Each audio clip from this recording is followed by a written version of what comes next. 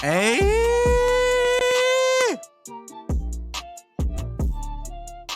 Yo! Start maybe? I'm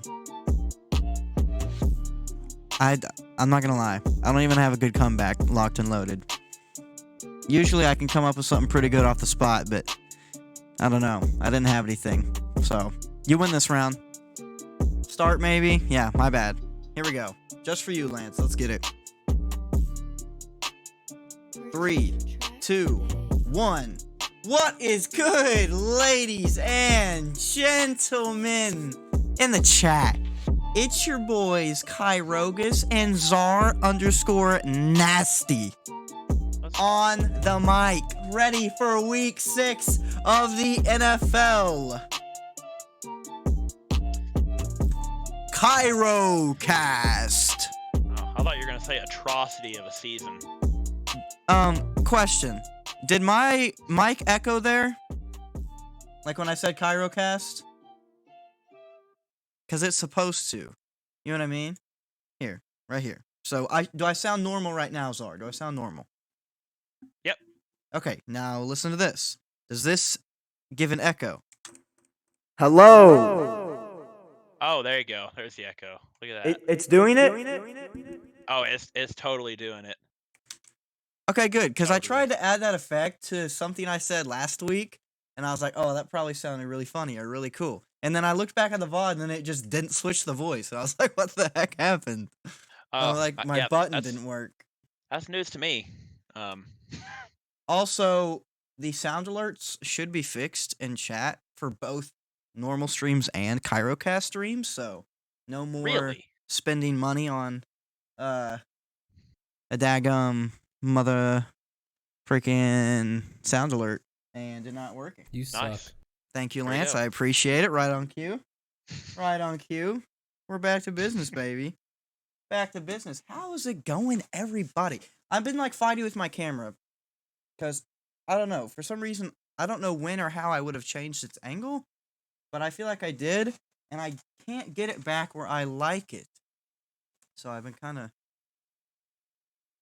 touching it up, giving it a nice grooming, you know, trying to get it to work right. You know what it is. I'm treating know it like I'm know Zach exactly what you Wilson mean. and this is Rambo's mom or something like that. Yeah. Okay, Bob.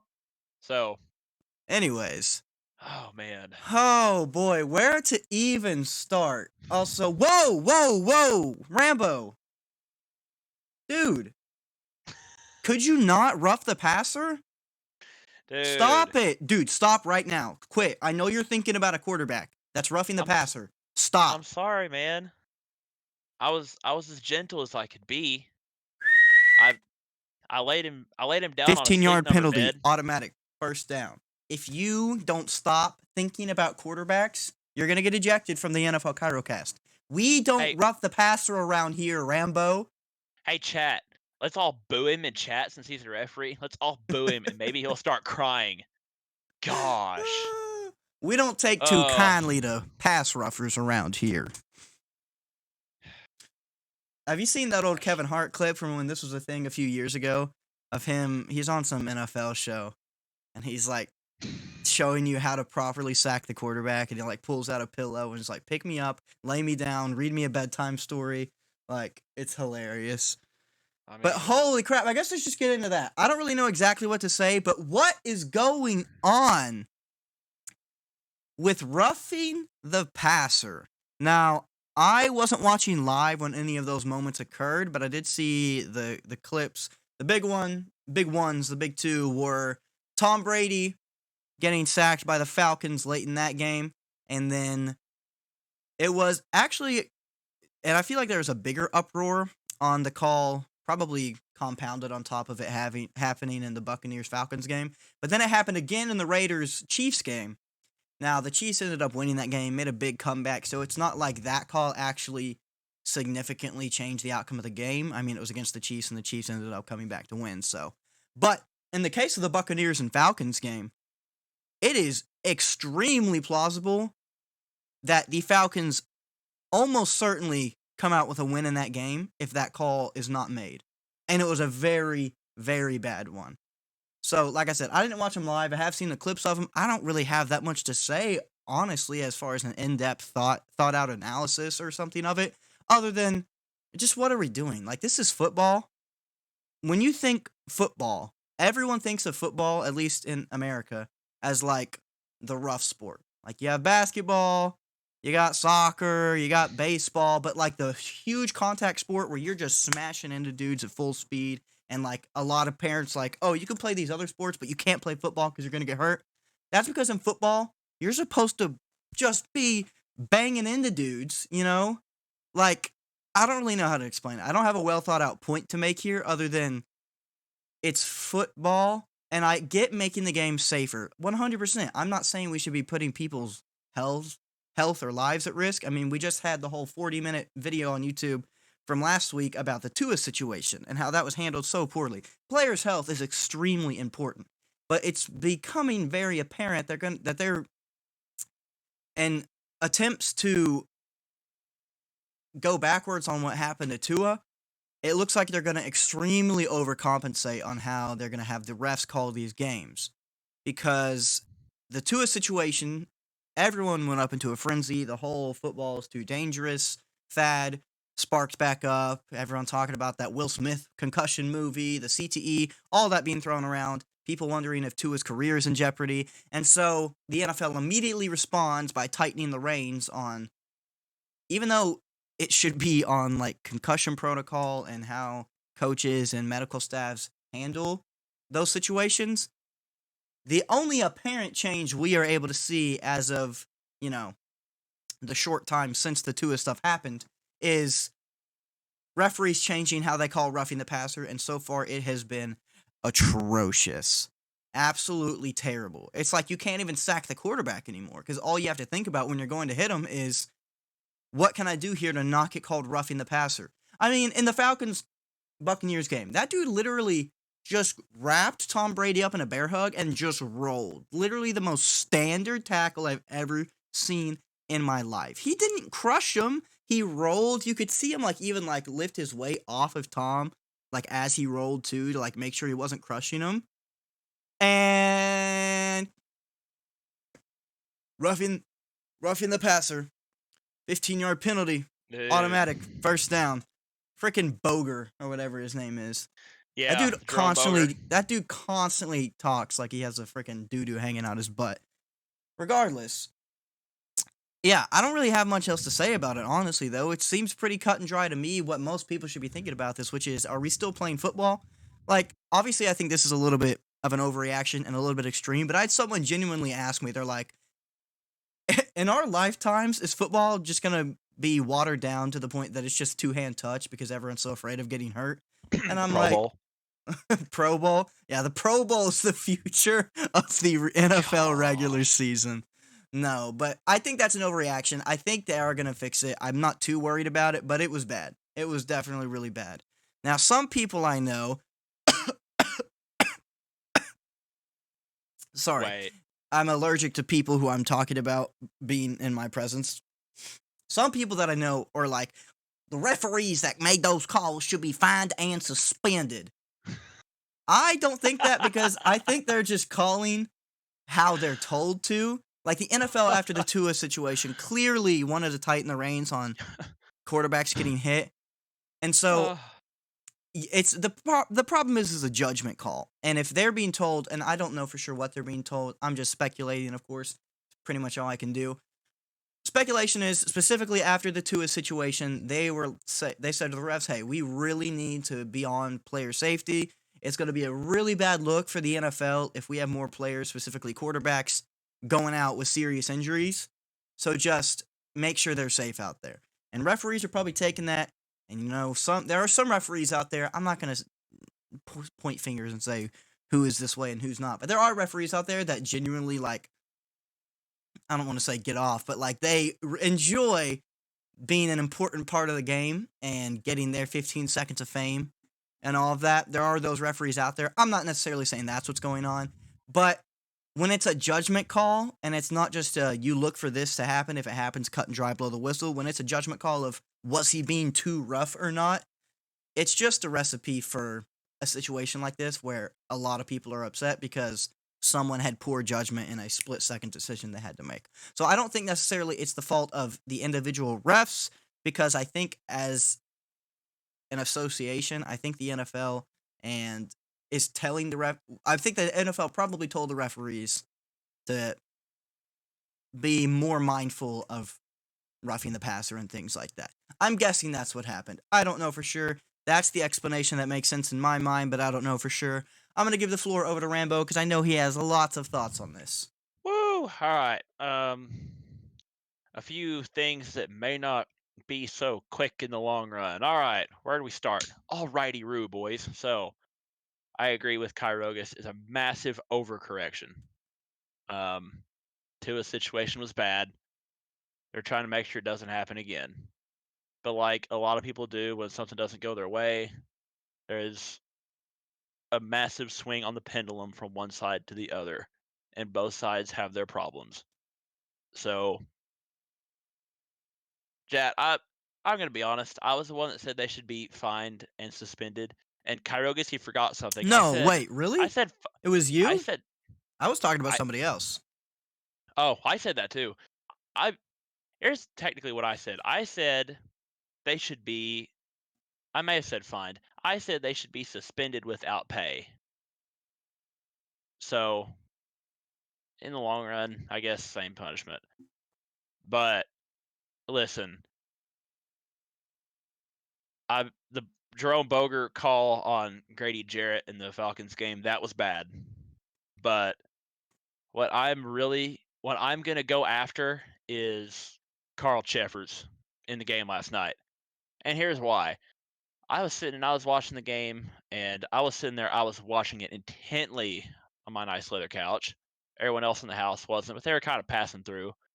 And I watched this play live. I watched it live. I watched Chris Jones strip sack Derek Carr live. My first thought watching the play is, oh, he strip sacked him.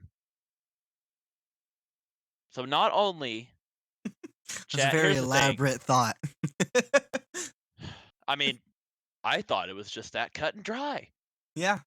But my big gripe with Cheffers last night, not only did he mess up on calling roughing the passer, why did he blow the play dead?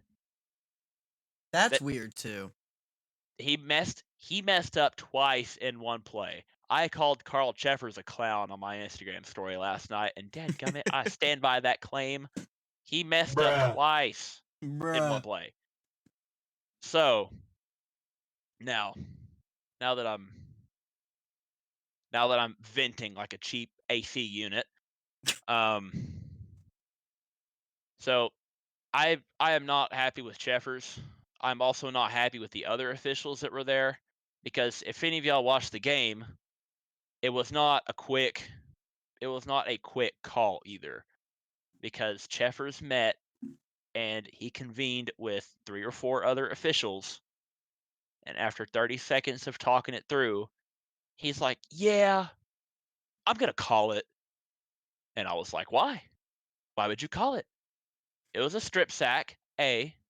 B, there was no unnecessary contact. There was no extra roughness added on the end. I don't know." So I'm not happy with Boger. I think he should be suspended without pay too, because that call is ridiculous. And when they asked both referees about it, they gave terrible answers. So there's that. Yeah. Do you They not they think couldn't they couldn't defend what they were doing. If somebody upstairs told them to call that, then we have a bigger problem because you were alluding to that. I actually do think that's possible, and if so, then we have a bigger problem. The NFL said they're going to discuss this, which I was like, if you don't discuss this, then you hate all of your fans and you want them to burn in a hole and die. the no, So, the no fun so league? the no fun league. So NFL, thanks for at least telling us you'll discuss it. You're not going to keep up with your end of the bargain. Yeah, thanks for But gaslighting us. Thanks for lying. Thanks for yeah, just filling us up with yummy, yummy, tasty false promises. Yeah, but hey, thanks for getting good press in the headlines again, Roger. You go, pal. Um, yeah, it was just awful. And one more thing, chat.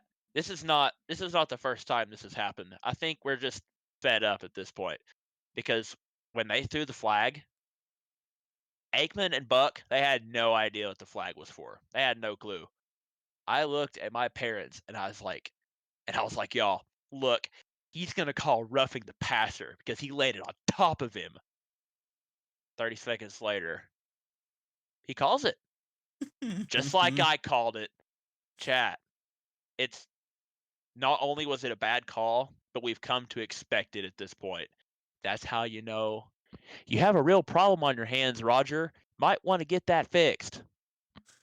So, I I don't know have if any. faith in Roger Goodell, the Lord and I don't. Savior of football. I have no faith in Roger the Codger whatsoever. Um, Uh, Come on, the only Rambo. When thing, has the Roger only, Goodell ever done us wrong as fans? bringing in the replacement referees, for one.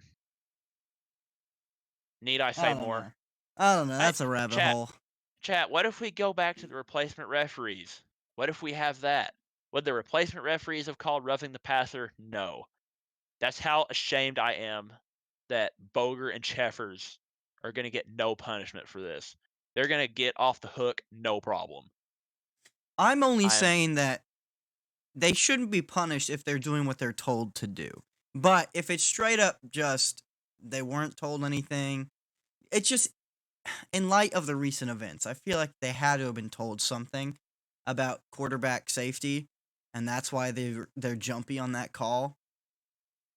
After this week, I'm assuming, unless the NFL releases a statement that says otherwise, because they're not going to let this just go untalked about.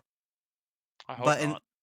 unless they release a statement saying otherwise, I believe the NFL will be like, okay, if they happen to tell them something before, hold off on that, like go back to normal, or just don't compensate that much for it. Um, I do think horrid calls like that should be punished, whether it's a fine or a suspension, whatever it is, for those referees if they have not been told. Like I'm assuming within the last little bit of time since the extreme controversy with Tua's situation, I don't think it's possible that this happened coincidentally the week or whatever after all of that went down.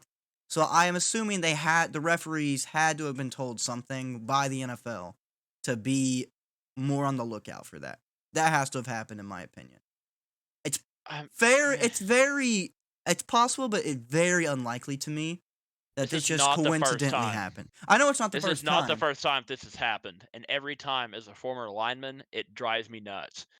Chat, this happened to me in Madden.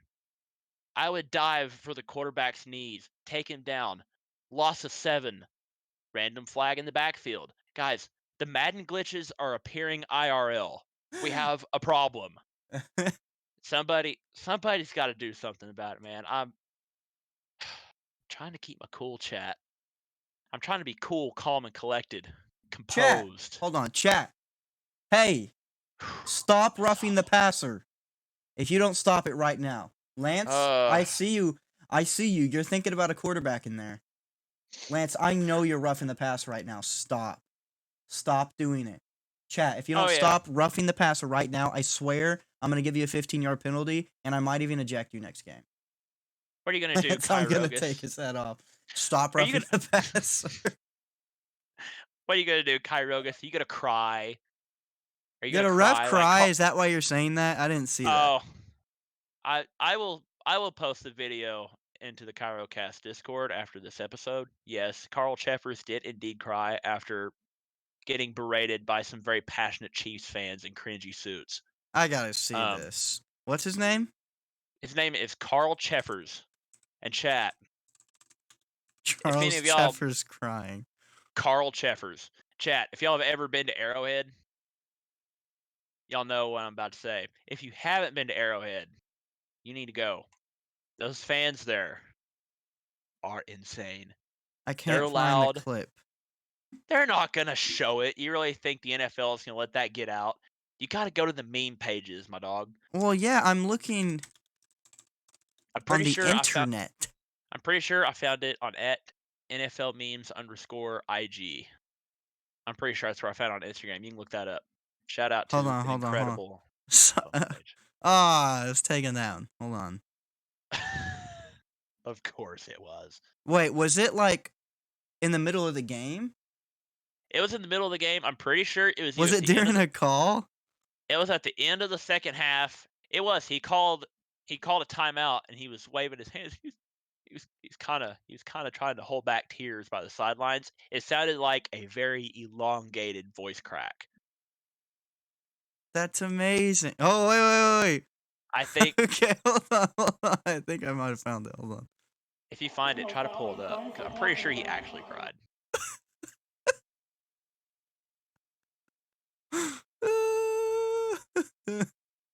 Like Okay, I don't know if he's crying, but it is funny. Hold on. it. It's not worth switching scenes over and risking a His. crash, but Let's just say hold on, his hold on. face. I'm playing it. No foul in play, so block in the back. Timeout.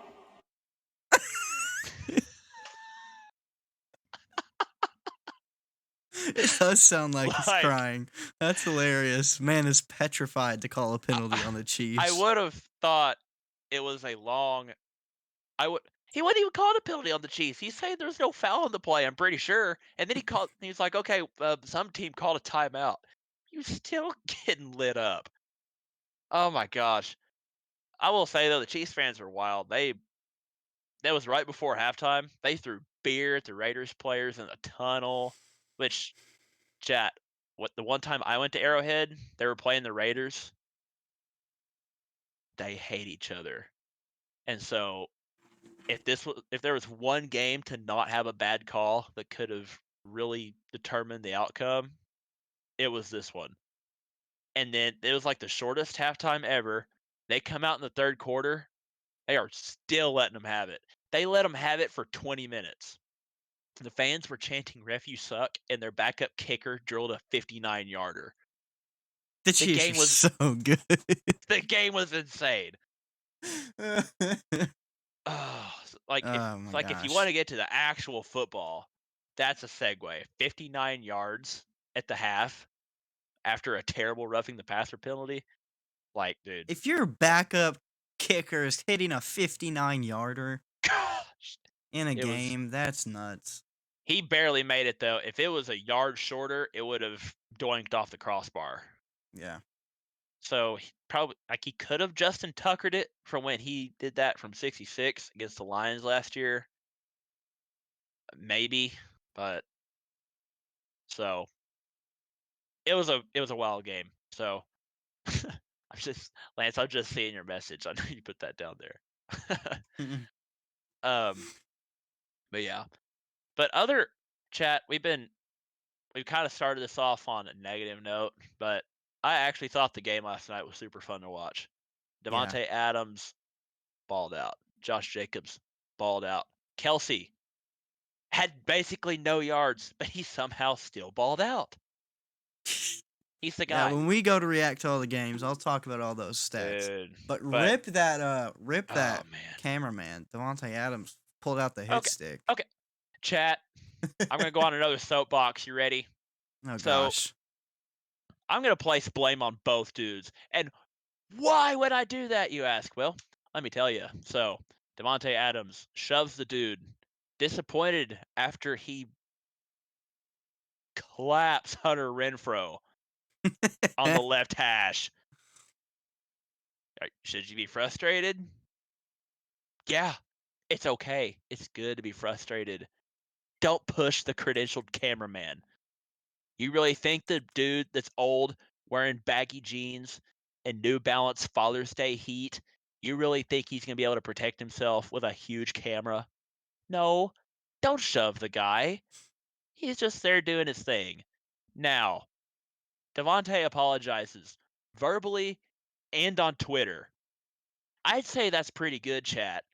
This joker that got pushed, he files a police report. Did He he goes to actually? he filed a police report. He goes the same route as the dude with the pink smoke last Monday. These dudes have got to stop filing police reports, man. An apology, I'm trying to a get that double bag. apology, a double apology is more than sufficient. I would say Devontae went the extra mile to apologize. No, I'm going to go secure the bag, file a police report. Now, see, Lance, that's the difference between me and you. I'm a man of principle. I don't just go after the bag. I need that bag. Gotta get your money up, Gosh. bro. Gosh, I'm looking at this Hunter Renfrow Devontae Adams play. Man, That's just insane defense, honestly. They led them together perfectly. I love it when two fast dudes run a scissors pattern. That was really bad. And chat, we're kind of segueing into like reacting to the games, like a little out of order, but We'll it's get there. it's 4th and 2.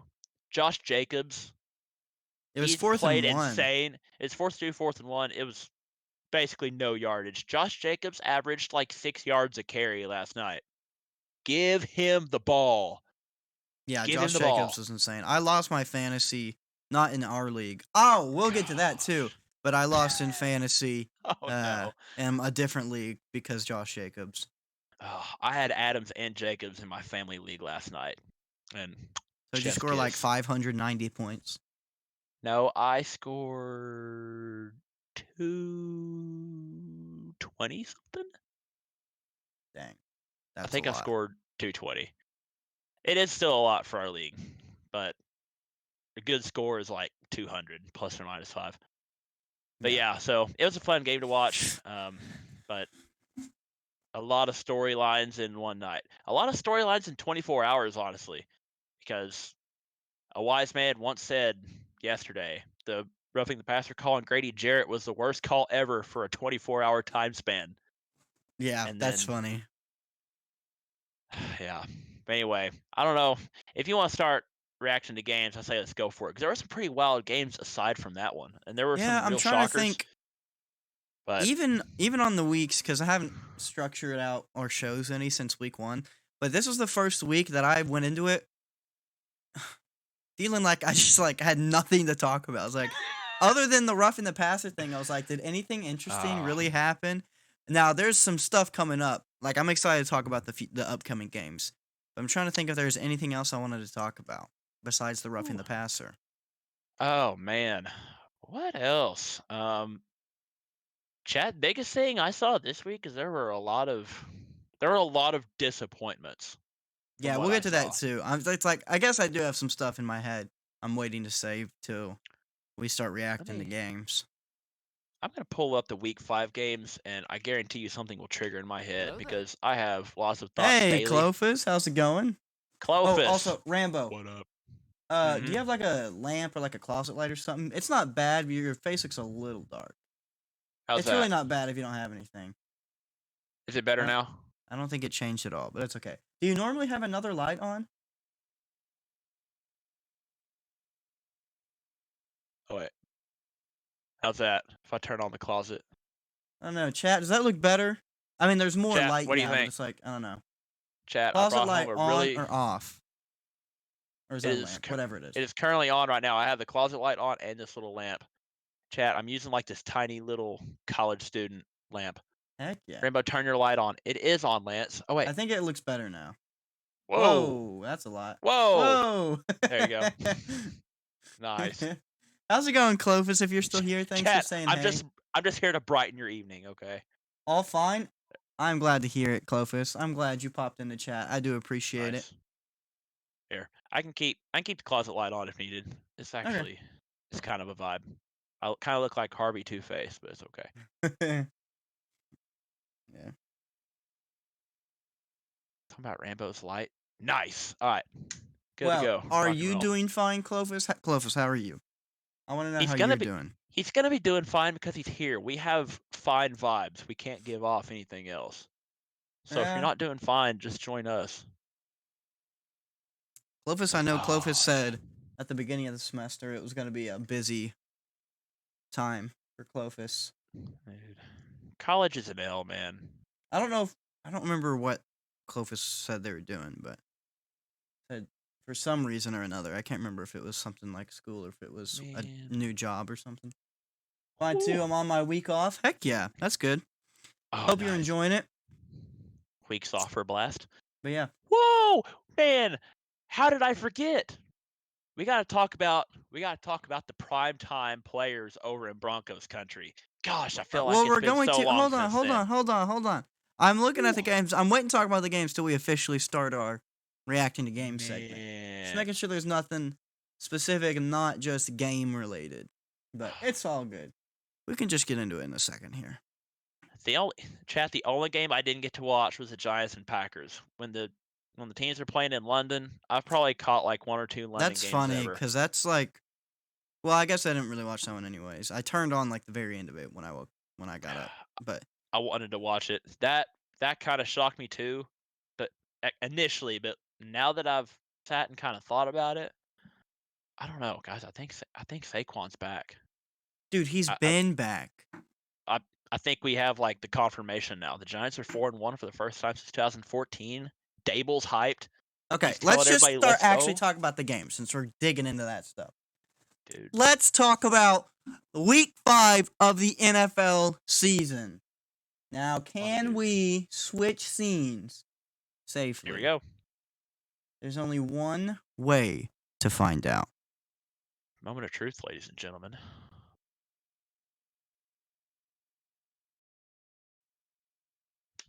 Hey, that's what I'm talking about. Nice. Let's go. Dude, Easy I am money. like so tired right now. Normally, this is the first episode that I didn't drink a G Fuel to start or before, and it's really hurting me.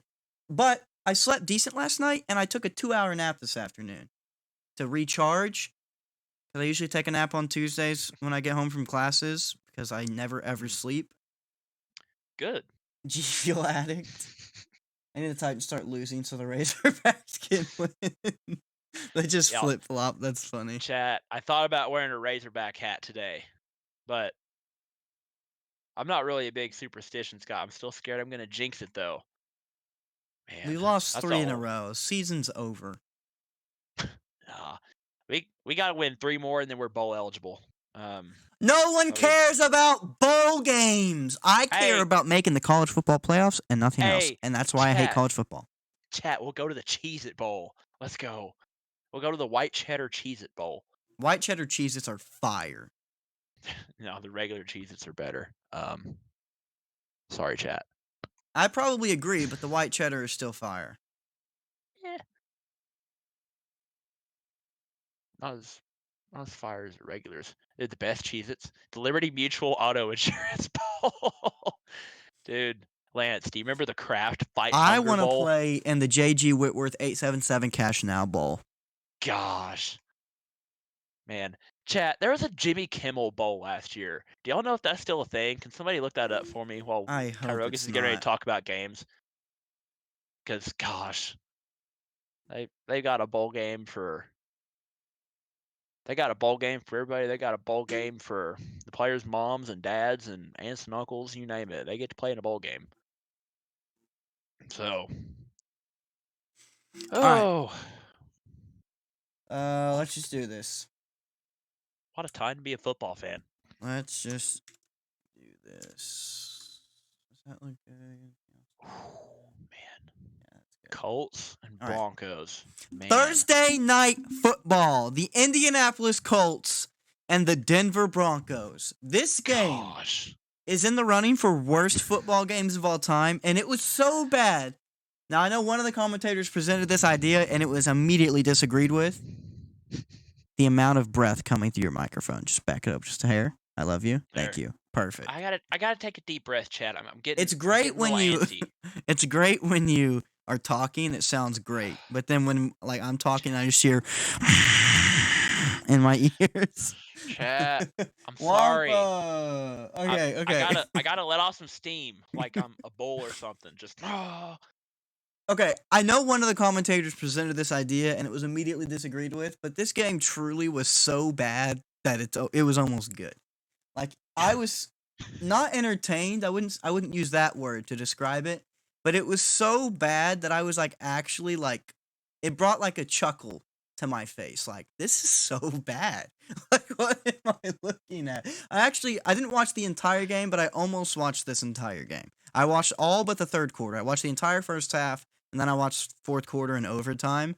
But I was like shocked at what I was watching. It was just punt. I was sending messages in the Kyrocast Discord live. It's literally punt, 3 and out, punt, 3 and out, punt, 3 and out, punt, 3 and out. Thursday night football, more like Thursday night snoozer. That game set the NFL back 40 years. Pretty much. I don't even know why why do they even have face masks on at that point? I should have just played in like the pigskin helmets.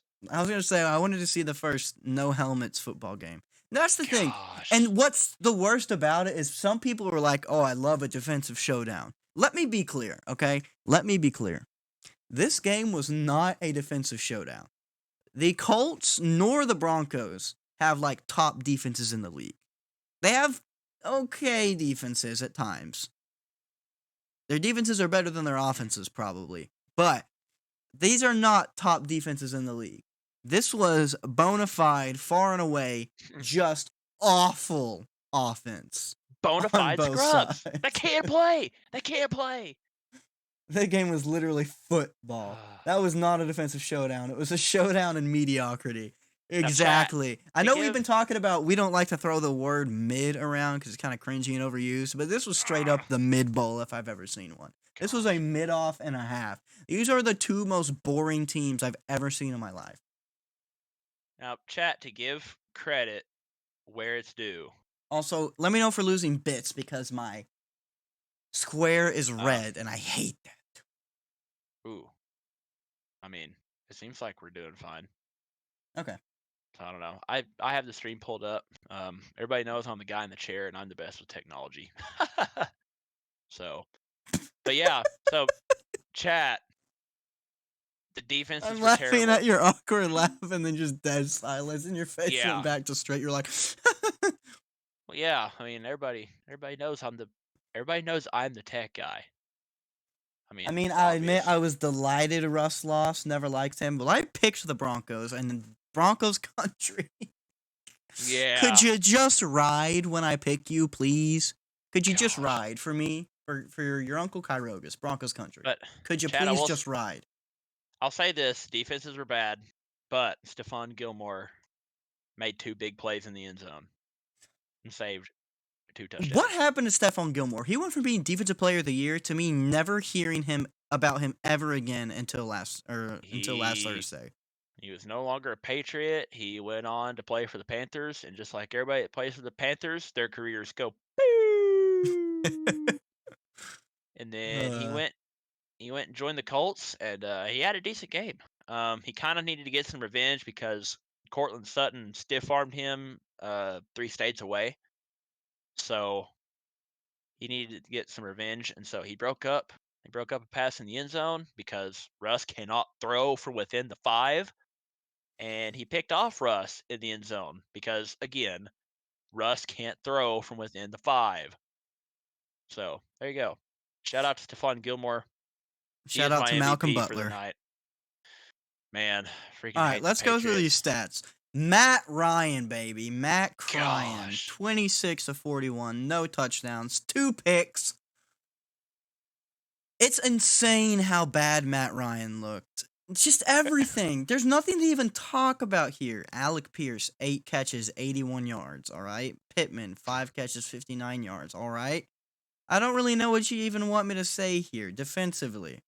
Stephon Gilmore was the best player in that game. That might be a little bit, that's easy to say because he's the one that made the big plays. I mean, DeForest Buckner, he didn't do nothing. He had 2 sacks. I do got respect. He had 2 sacks. Well, you get what I mean. In a game like that. Like, he didn't do nothing. I actually get what you're saying, yeah. DeForest Buckner did have a good game. I will give him props for that. But there was really...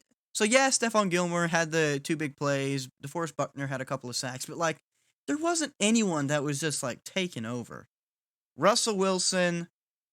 Oh, man. Russell Wilson, dude. Did anyone on the Broncos at all play good? Sutton played all right? Yeah. Jerry Jeudy played good for the 3 times he touched the ball. Yeah, he got overthrown. Bradley fair Chubb, amount. 2.5 sacks. That's cool. Caden Stearns had both picks. I don't even know what to say about this game, to be honest, dude. Okay, I can say a couple things. I mean, it's the stuff everyone's already said. You know, Russell Wilson and the Broncos. I mean, the drive, their last drive of the fourth quarter. You're up 3 points. It's 3rd and 4, I believe. The Colts offense has done absolutely nothing. Definitely haven't, put you under threat of them scoring a touchdown. Like, it was just straight up. It's not. I'm just like fumbling over my words. I'm so dumbfounded about what's going on. I understand later. Like, I'm just so like, blah, like I just can't even get my thought out. I'm so like confused at what they're doing. And everyone knows about the Seahawks Super Bowl goal line pass play. But how does Russell Wilson find himself in how does Russell Wilson find himself in more situations where they pass in obvious short down and distance run situations? How does that keep happening? And how does he throw a pick every time? Chad, 3rd and 4. I want to send some love to Richard Sherman because he sounded about like Kyro sounds right now on the post-game show. That's what I was going to bring that up in just a second. But dude, man, I'm going to get to that. But dude, 3rd and 4. The Colts offense is not going to score a touchdown. There's like, I don't remember how much time exactly, but I think 3 or 4 minutes maybe.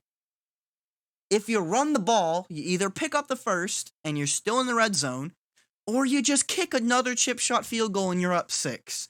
And Russell Wilson says, nah, pick in the end zone. That's my game. That's my game. It was vintage Russell Wilson, pick in the end zone. Then the Colts go down, hit a field goal, goes to overtime, 9-9. Colts get the ball again. What do you know? They got another field goal, 12-9. Broncos country! They started riding. I'll tell you what. They were hinting at it. They were flirting with it. I truly thought Broncos country was saddling up. I thought they were hopping on their horses and they were going to ride. Sutton, no, it wasn't Sutton. Wasn't it Jeudy had a real big gain on a pass play in that overtime drive?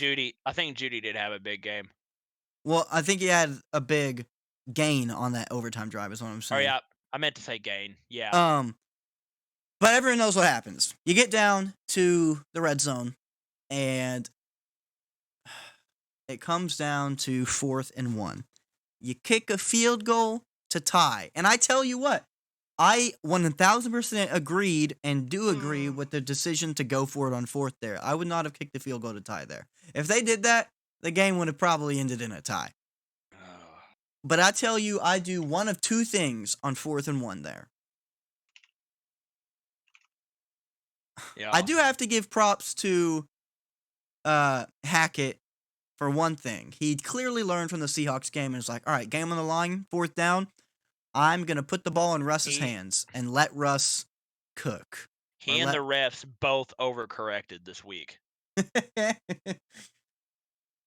Broncos country, let's cry.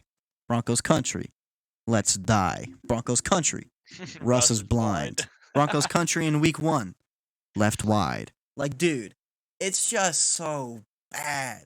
So Russell Wilson, 4th and 1. What I call on 4th and 1 in that situation is either a running play. I'm so tired of hearing people say analytics. Well, the analytics say in this situation that you'll have a higher percentage if you do this. As Richard Sherman would say, run the dang ball! Run the ball! Or, since I have Russell Wilson, who is still capable of running in some fashion, call a rollout.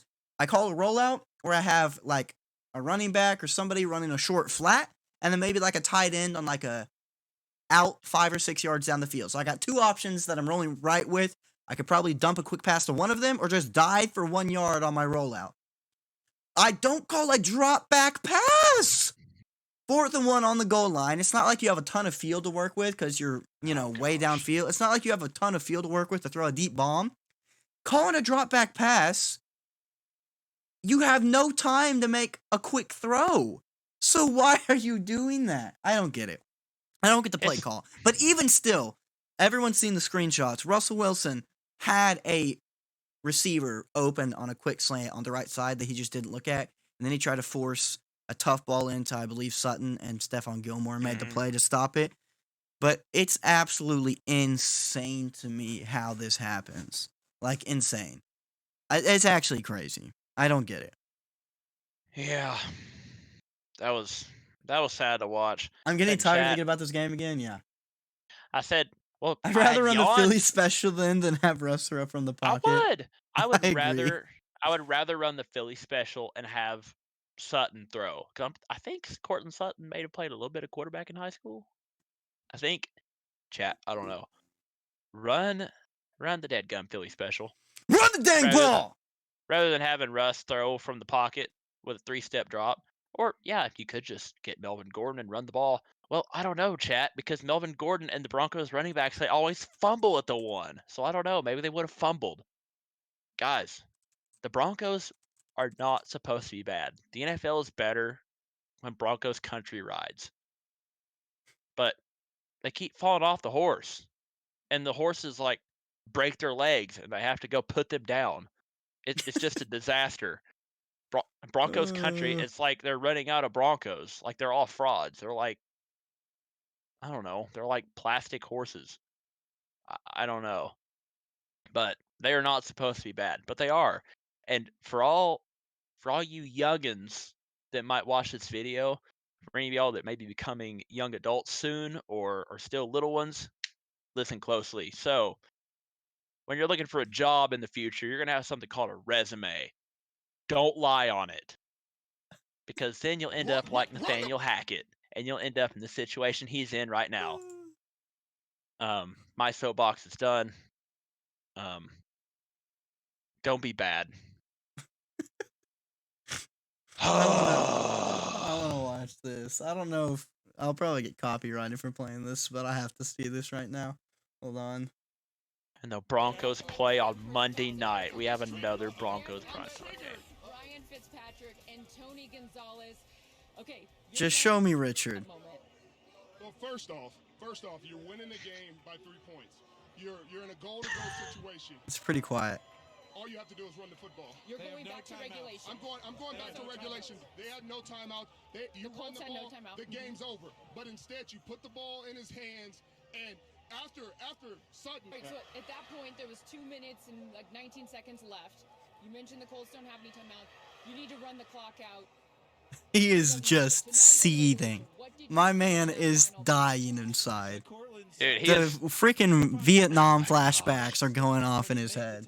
he's tried so hard to hold it in, too. And then he Pass is just loses it. intercepted at the goal line by Malcolm Butler. Just ringing in his ears. Steph Gilmore like that, please. Ball game. But you know what, though, guys? I think looking at this right now. and Tony we're G, I don't talking want to hear you. I want to about hear in the pregame, Richard Sherman scream. And I'm not blaming Nathaniel Hackett on this one. He said the getting paid like a franchise, one of the best quarterbacks. Or do they cut it out of this clip? What the frick? Hold on. Probably. YouTube is so annoying. Well, first Richard off, Sherman probably you're threatened to winning beat the them all game up. by 3 Like, Listen, here it is. he You're- did that you're one in a person. Hold goal-to-go on. situation. All you have to do is run the football. You're They have going no back to timeouts. regulation. I'm going back to regulation. They had no timeout. You run Colts the had no ball. timeout. The game's over. But instead, you put the ball in his hands, and after Sutton had just big boyed him and said he's a little boy, like he's not former defensive player of the year, then you know what Gilly does? Man, it just triggered me. It's just like, ooh, flashbacks. On the final Ooh, play, flashbacks. You got to run the ball again. Like, I mean, I wish I had Marshawn up here. Like, I wish 1 I had yard. Marshawn You up need here. 1 That's yard. crazy. Run the ball. Run the ball. CT. He's triggered. All he has to do is run the football. Like, necessary criticism. I'm not, I've said enough criticism for him, but God dang it, run the dang ball. Like, learn from your mistakes. I don't. Can somebody fill me in? What is he referring to? What is he Have you referring been in this to? situation before? Run the ball. Well, first off, It's This so point- funny. I love that he said, I need to get Marshawn up here, so there was no doubt in anyone's mind, no argument to be made that he wasn't directly saying, hey, Russell Wilson, I freaking hate you. All right. That's enough about Thursday football. That game's atrocious. All right. It's okay if we have a shorter episode, but let's speed this up. All right. Down, down, down, all the way from London town. The New York Giants and the Green Bay Packers. What in the world is going on with these games, dude? What's up with the Packers, dude? Do the Packers suck? I mean, Aaron Rodgers, 2 touchdowns, no picks. Aaron Jones played all right. Nothing crazy. Just an all right game. I mean, I didn't really watch this game. I mean, I'll tell you one thing. But even Saquon Barkley, he had some really good plays I saw. But, I mean, it's not like he had an insane game. 70 yards rushing with a touchdown. 3 receptions for 36 yards. So on 16 touches, he had 106 yards and a touchdown. That's not like an insane game, but it's a good game. It's a pretty good game. I don't know, man.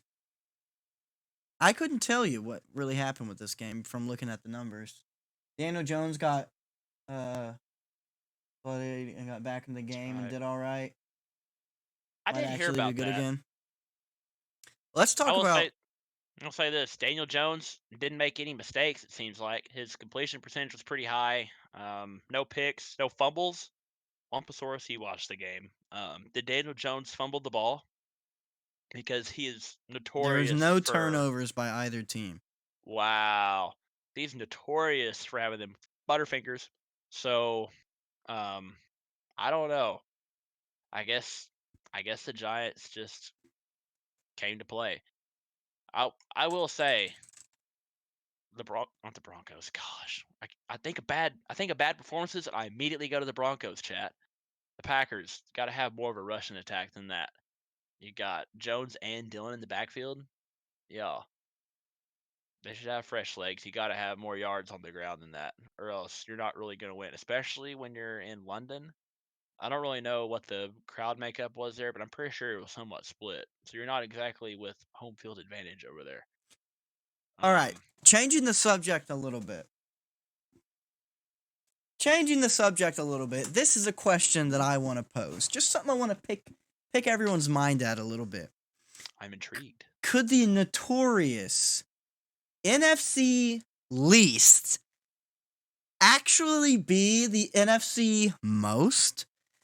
Is the NFC beast? Is the NFC East the best division in the National Football League right now? Could that be the case? Look at this. I think so. Listen, you got the Eagles are 5-0. They're obviously a force to be reckoned with. You got the Cowboys who are 4-1. You can say whatever you want to say. I don't think there's much argument to be made. The Cowboys have a top 5, maybe even top 3, maybe even top 2, and not even 2 defense in the league. I would not definitively say they're the best defense in the league yet. They have not allowed more than 1 touchdown in a game. Not a single team has made it to at least 20 points against them. The defense has been stifling. I do think they're probably a top 3 defense in the league right now. And listen, 5-0 Eagles, 4-1 Cowboys, 4-1 Giants. Yeah, the Commanders suck, but the Washington always sucks, and the Commanders, someone had to suck. Just what it is. This happens every year. One of the divisions surprises a bunch of people, and they're all like, what? The thing is, I remember back in like 2016 or 17. I think 2016. I remember this was before the NFC least like joke got really bad over the last like 4 or 5 years maybe. But I remember like in 2016, there you had the Cowboys with rookie Dak and Zeke. You had the Giants when they still had OBJ. You had the Eagles, who at the time had Carson Wentz, who was pretty good at the time.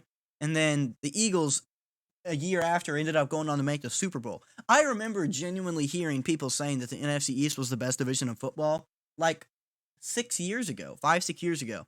But the last 3 or 4 years, all I've heard is the NFC least, the worst division of football. Every team is so bad. And now here we are again, representing. I'm not going to talk about it yet because we're going to talk about this Cowboys-Eagles game in a little bit. That is something I definitely have some stuff to say about. But, like, you look at the rest of these divisions. There is not another division yet, and a lot of it could be scheduling. But, like, going into the season, who would I have said were the best divisions in the league? I definitely would have mentioned the NFC West. And honestly, they're still not bad. But The Cardinals aren't quite as good as I was hoping. The Seahawks are honestly a little bit better than I was expecting. The Rams are much worse than what everyone thought, and the 49ers are pretty good. NFC North, what are you saying? The 49ers are, I'd say they're pretty, you said pretty good. I'd say I said they're, pretty good. The 49ers have one of the best defenses in the league right now. Their offense that's isn't true. great, but You say they're pretty good. I say they're pretty good. I mean, they did lose to the Broncos in another primetime mid-off. they also So beat the Rams. So, like, I'm wondering if beating the Rams is like a legit thing this year. And besides, chat, I should have picked the 49ers to beat the Rams that week. I should have known better. The Rams never win in San Francisco. They never, ever win there. So, I don't know. Or anyways, my second favorite team doing so well this year? I don't think so. then you look at the NFC North. I wouldn't have called them one of the best divisions, but I really thought 3 of those teams were going to be pretty good. It is actually depressing how bad the Lions are now, again. The only thing they had going for them when they were 1-3 was that they were the number 1 offense in the league, and then they got beat 29-0. Gosh, dude, that's so freaking rough. You go from the only silver lining, the only saving grace you have to say about your team is that you're the number 1 offense in the league, highest scoring, and then you get shut out by a team playing Bailey Zappi at quarterback. Wow. By the way, little tidbit, his name should be pronounced Zap, and I'm angry at reality. The Packers are also completely underperforming. The Bears, I didn't really expect much from them. The Vikings are pretty good. NFC South, I wouldn't have expected this to be a very good division this year, but there have been times that I would have thought that. The Buccaneers and Saints, the Saints have honestly been underperforming. And honestly, the Buccaneers kind of have too. They're 3-2, but the Buccaneers have had problems.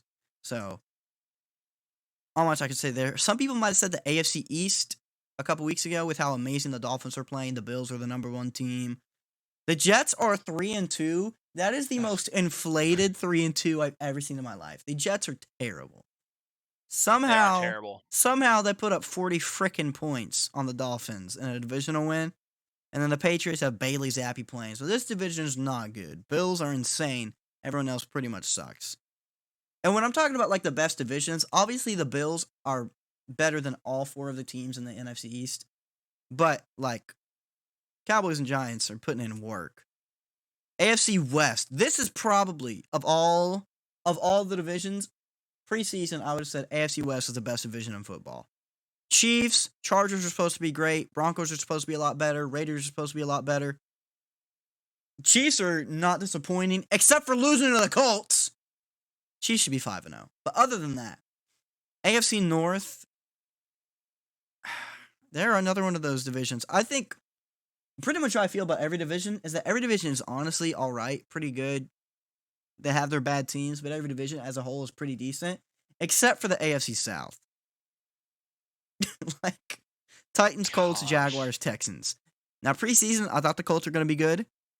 I thought Titans and Jaguars and Texans would be bad. Now, the Colts are pretty bad, but they're mid-bad. The Titans are pretty mid, all right. The Jaguars looked good for a second, and then they looked bad again. And then the Texans are the worst team in the league. They lost to the Texans. Like, come on, man. I don't care that the Texans won. The Texans are still the worst team in the league. Agreed. Anyways, that was a little side tangent about conferences and divisions. All right, we'll stop diverting from the main path too badly. Disgrace to football.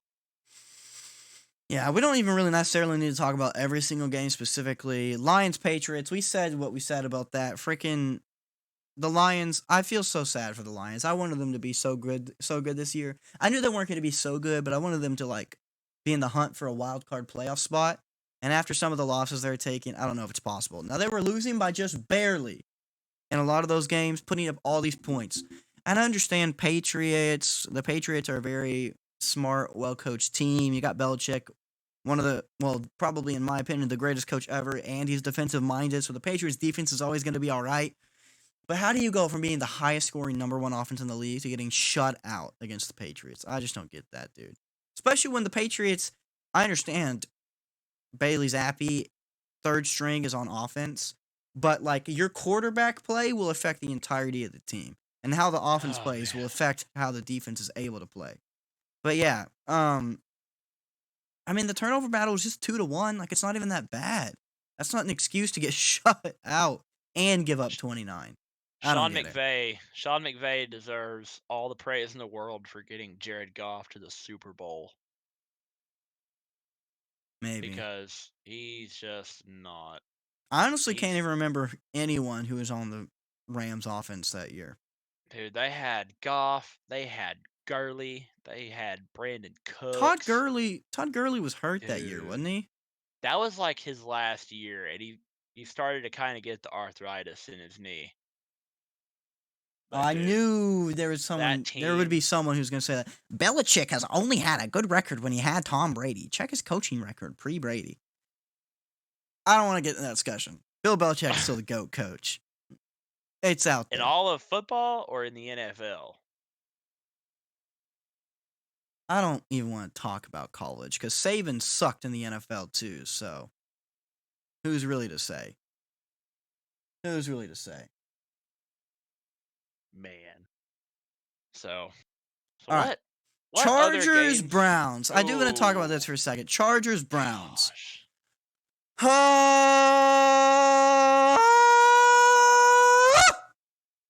This would have been my first above 500 week in WGP, and I would have beat Rambo if Jacoby Brissett didn't sell out so hard, and we still got another chance. But first of all, let me just say, I want everyone to know, I said this at the start of the year. I said Nick Chubb is my favorite running back in the league, obviously besides the Cowboys. But of the non-Cowboys teams, I said Nick Chubb is my favorite running back in the league. I said, in my opinion, Nick Chubb is a top 3 running back in the league, and I was expecting people to get me hate for that. Like, there's no way you put Nick Chubb over Jonathan Taylor or Derrick Henry or Christian McCaffrey or blah, blah, blah, blah, blah. I said it before the year started. I said, Nick Chubb, I think, is a top 3 running back in the league. No one really called me crazy, but in the past, I've had discussions with people about Nick Chubb being better than some of the other players. I said, I remember having a conversation with someone about this during Derrick Henry's like massive year. I said I would take Nick Chubb over every running back in the league besides Derrick Henry, and people thought I was crazy. Nick Chubb right now is the best running back in football, and that makes me so happy to see. I love Nick Chubb so much. I've always loved that dude. I've always thought he runs like a monster. He's fast. He runs through people. He is just awesome. I love Nick Chubb. Watching the end of this game, I pulled a Carl Chaffers and cried. Watching the end of this game, I messaged the NFL Kyrocast while the Browns were driving. Brissett just escaped. I don't know how he escaped the sack. Ran for a massive first down on like 3rd and 13 or something like that. And I texted the NFL Kyrocast Discord channel. And I said, Jacoby Brissett is the best quarterback in Browns history. I kid you not! Like a minute later, that same drive, just throws the most mindless interception in the end zone I've ever seen. He had a very easy lane to run. He might have ran for a touchdown, but at least gotten really close to the goal line. He has a dude right in front of him in his face as far as the passing lane, and a dude guarding the receiver is throwing to. And rolling out to the right, running, and he's like, oh, dude, what are you doing? I couldn't believe it. But then, you know what? I forget his name. I know his name, but it's blanking right now. The head coach for the Los Angeles Chargers. He's like, you know what? I feel for you, Kyrocast. I know you're struggling in WGPs. You need that first over 500 week. You need that Browns win to go against Rambo and get the win and the split. I'm going to go for it on 4th down. Staley said, I'm going to go for it on 4th down in my own territory and not punt it away because I'm literally not smart.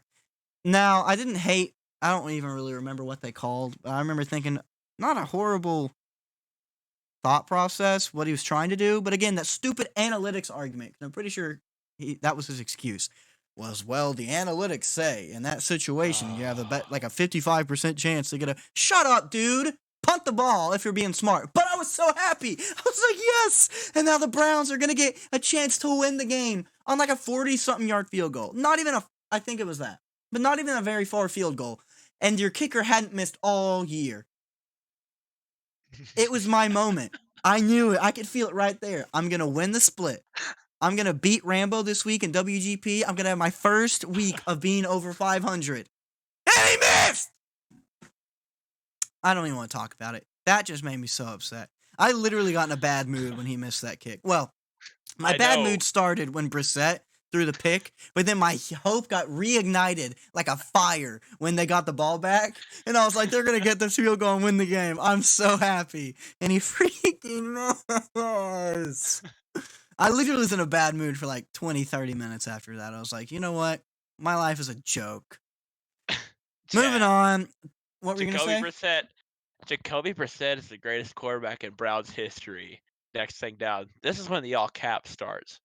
What is he doing? What? Why? Why? Why did he do that? He could have easily ran it. It was like first or second down. He had no reason to just laser that in there. And then Gosh. That I guarantee crying you. emojis, and then a bunch more crying emojis. He's got to be like homies with Deshaun Watson or something. He's like, I'm playing a little bit too good. Deshaun's got to start when he gets back, man. I got to throw this pick. I gotta tank this game. Gosh. All right, Texans Jaguars. I don't even have anything to say about this one. The Texans are still the worst team in the league. 13-6 is not an impressive win. Davis Mills is not even doing anything cool. 0 touchdowns. I mean, he didn't turn the ball over, and that's not the worst passing percentage, but like, even look at the receivers. No one really did anything. Gosh, the freaking Texans are so bad. Trevor Lawrence. I love T-Law. 2 picks, dude. Come on. Etienne, though. How about Travis Etienne? First of all, same carries, but 50 yards of difference. Travis Etienne. This is the first time he looked like a better running back than James Robinson all year, I feel like. Even Marvin Jones had a good game. Evan Ingram had a pretty good game. Like, people were out there playing, but Christian Kirk, 1 catch. Amazing. Gotta love it. Gotta love it. Big money for that, dude. That's bang for your buck right there. God. But yeah, I mean, 2-0 turnover ratio, and you lost by 7. That sounds about right. But yeah, not much to say about that one. What else we got here? Falcons, Buccaneers. We all know about the roughing the passer call. Buccaneers should have won that game, but I had a feeling it was on. I did have a feeling it might have been pretty close because the Falcons have been a scrappy team. They're 2-3, but they've been very close, and I think all of their losses. And the Buccaneers have been struggling, and Tom's got his off the field drama going on. That's just distracting everybody, I feel like. They did have Mike Evans and Chris Godwin back. Julio Jones wasn't playing still. I don't know what's going on there. He might just need to retire.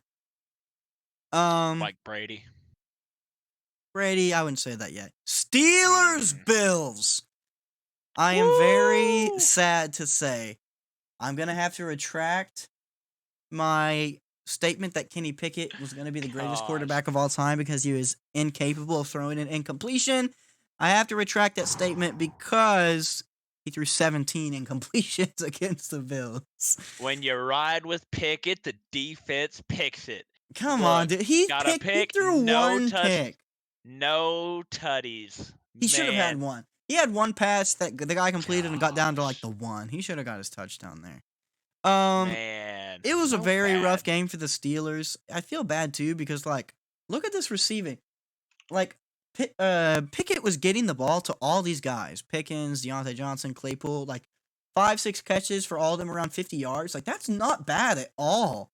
But they just couldn't get in a position to score points. And then you got the Bills.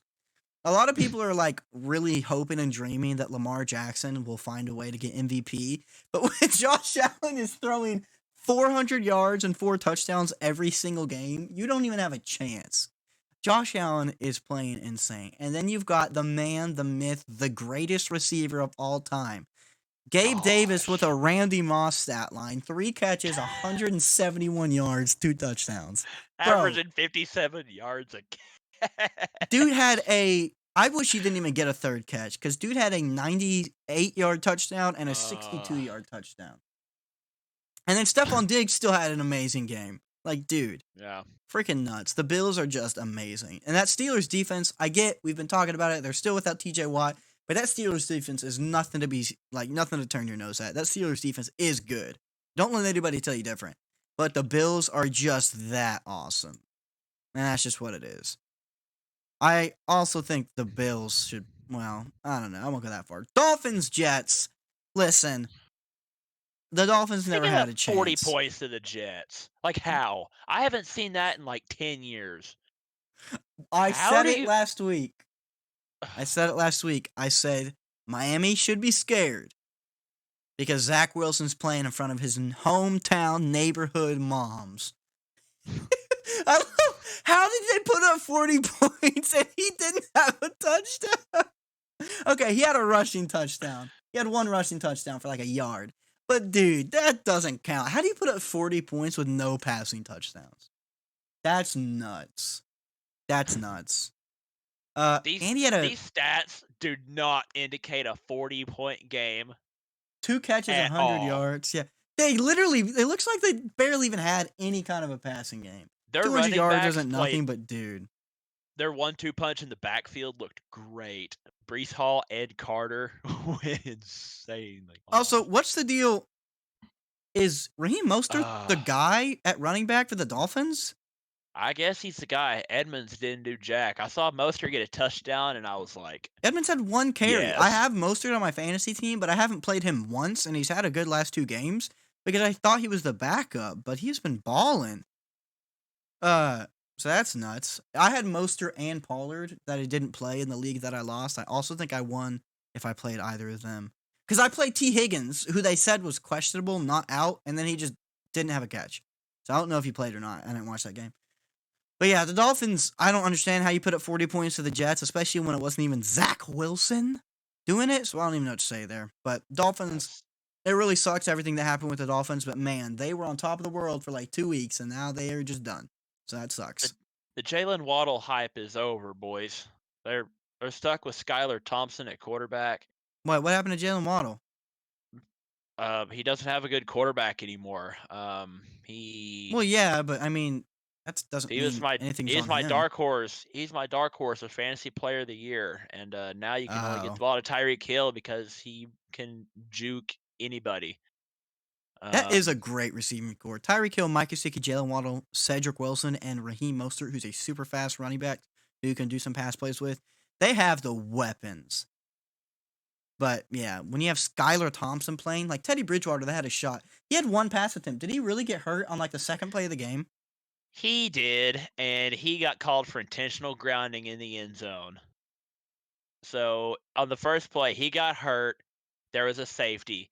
And guys, going back to the overcorrecting, the new NFL concussion protocol, which was put in place a couple days ago, like 24 hours before Sunday slate of games, it says that if a player shows any ataxia whatsoever, they cannot return to play. Ataxia is when you're walking and you just stumble. It's basically when you become a clumsy son of a gun. I don't like that. Y'all, he didn't even stumble. But they're like, oh, I saw some ataxia. Bye. They pull him out on the first play of the game with the safety. That very easily could have been a touchdown because the announcers were like, oh, ball's live. Sauce Gardner recovers it for a touchdown. Shout out to Sauce Gardner. Sauce Gardner on a corner blitz for that play. He is cool. I like him. But yeah, dude. I don't know. That's my little side rant about the concussion protocol too. They needed to make some changes, but you got to actually do it correctly. If you don't see anybody stumble, you can't say stumble, boys. So yeah, that was bad, and they're stuck with Skylar Thompson. I knew the Dolphins were going to lose right from the get go. I knew I made a mistake on my pick. All right, Bears Vikings. Not much to say here other than it was a pretty close game. Justin Fields, hey, he actually passed it for over 20 attempts. That's nuts. Surprised they let him throw the ball that much. They seem to have no faith in him. He also had 47 rushing yards. That's pretty cool. But yeah, really not much to say. Vikings, you got Merk Muzzins. Justin Jefferson had a 23-yard pass attempt. That's funny. Dalvin Cook had a good game. And then Justin Jefferson also had a good game. So, not much to say there. Skull Vikings! Gosh. Freaking Bears. That Bears receiver got bullied and stripped of the ball with like a minute left. They're going to go down there and score a touchdown and tie the game. I was so sad. That was my pick that I changed after the coin toss. And I was like, the Bears have a shot. And dadgummit, boy, they sure did have a shot. And then he was the second player after Minkah Fitzpatrick to get bullied and get the ball taken away. So sad. Anyways, Titans, Commanders. Go Titans. Yay, Commanders lost. Not much to say there. The only thing I want to mention is freaking Ron Rivera. What a tool bag, dude. That clip of him. Riverboat Ron. Dude, that is Gosh. awful. Especially when Carson Wentz hasn't even been that bad. Like, go look at Carson Wentz stats. If you look at Carson Wentz stats. Yo, He's what's pretty up, Parameters? Okay, Carson Wentz isn't good. But here's what I'm saying. This is what Ron Rivera just said. Carson Wentz's stats. They're bad, but they're not. This is the sole reason we are losing bad. And also, he said, the question specifically was about the division, saying, what is the reason that you are behind the other teams in your division right now? And he just verbatim says, quarterback. He's saying the reason why we're losing in this division is because we have Carson Wentz and they have Cooper Rush and Daniel Jones. What are you talking about, dude? That is not all on Carson Wentz. He threw for 359. And 2 touchdowns. That's what I'm saying. He's not playing like Mahomes or Josh Allen, but dude is not that bad. He wasn't that bad Sunday. One of the teams in the division is perfect. Just saying. Oh, we'll see about that Sunday night. We'll get there. We'll get there. Chat. We'll get there. We'll get there. I want to say this too. Brian Robinson is an inspiration to us all. Is he the guy that got shot? Come back from a gunshot wound and 6 weeks later play in the game and actually get some meaningful first downs late in the fourth quarter. That is pretty That wild. was pretty sick. But here's the thing. How is he your leading rusher with 9 carries and 22 yards on the game? How is he your leading rusher, Washington? I want to know. It's those Take your time. It's those Take your Washington time always. Commanders, dude. Gosh. Seahawks, Saints. Rest in peace to my Hawks. I thought they were going to pull out the win. Geno Smith, MVP season, 3 touchdowns, no picks. Rest in peace, Rashad Penny. That really sucks what happened to him. Yeah. I am very excited, though, to see Kenneth Walker get the starting reps in the NFL because I'm a big Kenneth Walker fan. So I'm excited to see that happen, but it does suck for Rashad Penny. Tyler Lockett had another great game. I feel like he's been pretty quiet. DK Metcalf played good, too. Seahawks, honestly, I feel like played well. I don't know where they lost this game. They even won the they even won the turnover battle 2-1. But yeah, other than that, I mean, Andy Dalton, the Red Rifle over here with 187 yards, touchdown pick. Taysom Hill went insane. Taysom Hill with 4 touchdowns, passing touchdown, 3 rushing touchdowns, 112 rushing yards. Like, dude, Alvin Kamara, 100-yard game. I don't even care. Why are you out there when they've got Taysom Hill? Obviously joking. Alvin Kamara did have 91 yards receiving too, so I'm not going to talk trash about Alvin Kamara, who had almost a 200-yard day. But I think Taysom Hill also had a massive kick or punt return as well. But yeah, I mean the Seahawks did win the turnover battle, but I guess they just weren't stopping them on most drives. Hard to say. But yeah, rest in peace, Hawks. Love you. Wanted you to pull out the win. I picked you to win. Was not that lucky, so that sucks. I thought you had a real shot. 49ers, Panthers, there's nothing to say about this game. The 49ers defense is good. The Panthers all around are so bad. I got nothing to say. Bye, Matt. Enjoy your $4 million over 4 years while you sit and fish on the lake. I don't feel bad for him whatsoever. And then he's just going to go back to coaching college football and be good again. So, is what it is. Man. I'll tell you one thing, though. These Philadelphia Eagles better be shaking in their boots. Those wings better be quivering. This was a very squeaky wheel game. I picked the Cardinals to win, and it was very close. The Cardinals had a very good shot to win that game towards the end. The people blaming that loss on Kyler Murray are wrong, in my opinion. That's not on Kyler. I Who believe do he you should blame have. it on? I believe he should have got the first down. Like, I wouldn't have slid then. I wouldn't have slid in that situation. Like, I understand you're the, like, franchise quarterback and all that, and you're supposed to slide and not take hits. But in that situation, you make sure you get the first down. If he has to tuck his head and try to truck a defensive back, it's not like it was a freaking linebacker, full head of steam running downhill at you. I'm pretty sure it was just a defensive back. Now, I'm not going to say for certain what I know. But, and then after that, do you know the distance on that field goal? The I field goal should have believe just it. been made. I believe it was 49. Like, I'm that's pretty not that. sure. Any kick in the NFL, and I understand it's okay. Tyler Ninja Blevins coming out here. So I was saying, it's like, Kickers is this just gonna be miss kick. a cringe moment? No, but I was going to say, if you're missing a kick in the NFL that's 50 yards or less, I'm not going to say how do you ever miss kicks, but I am going to say that's on you if you just missed it, you know? Like, that's on the kick. That's not on anyone else, you know? But no, I don't think it was a Kyler made a bad decision, especially when the coaches, it was also reported that the coaches literally said, like, wanted him to slide in that situation. So, It's not a problem that he slid. The problem is that he clocked it. On you're talking about the clocking down. it? Okay, yeah, he that's clocked what it it was. right That's after what he it was. slid. That's what it was. He clocked it on 3rd and 1, so then it was 4th and 1, and then they had to attempt a 49-yarder. So Okay, Chad, I get everybody's that. looking for somebody to blame. Chad, how about we just say it was a team L Yeah, on the I wouldn't multiple have. fronts? I definitely wouldn't have spiked it there. I forgot that's what the situation was. I wouldn't have spiked it there. I would have just no huddled. I would have called a pass play. So if it was incomplete, so be it. I would have probably no huddled into any kind of a pass play and then just looked to run it again if I was Kyler and then spike it because they had. I can't remember exactly how much time was on the clock. You probably might not have had time for all that. But I don't know. It's hard to say. You have to be thinking quickly, and it's just, if it goes wrong, you can always look back and say woulda, shoulda, coulda, but you kind of just have to make a second decision and hope it works kind of thing. I don't think kickers should be expected to make it every time from 50 yards.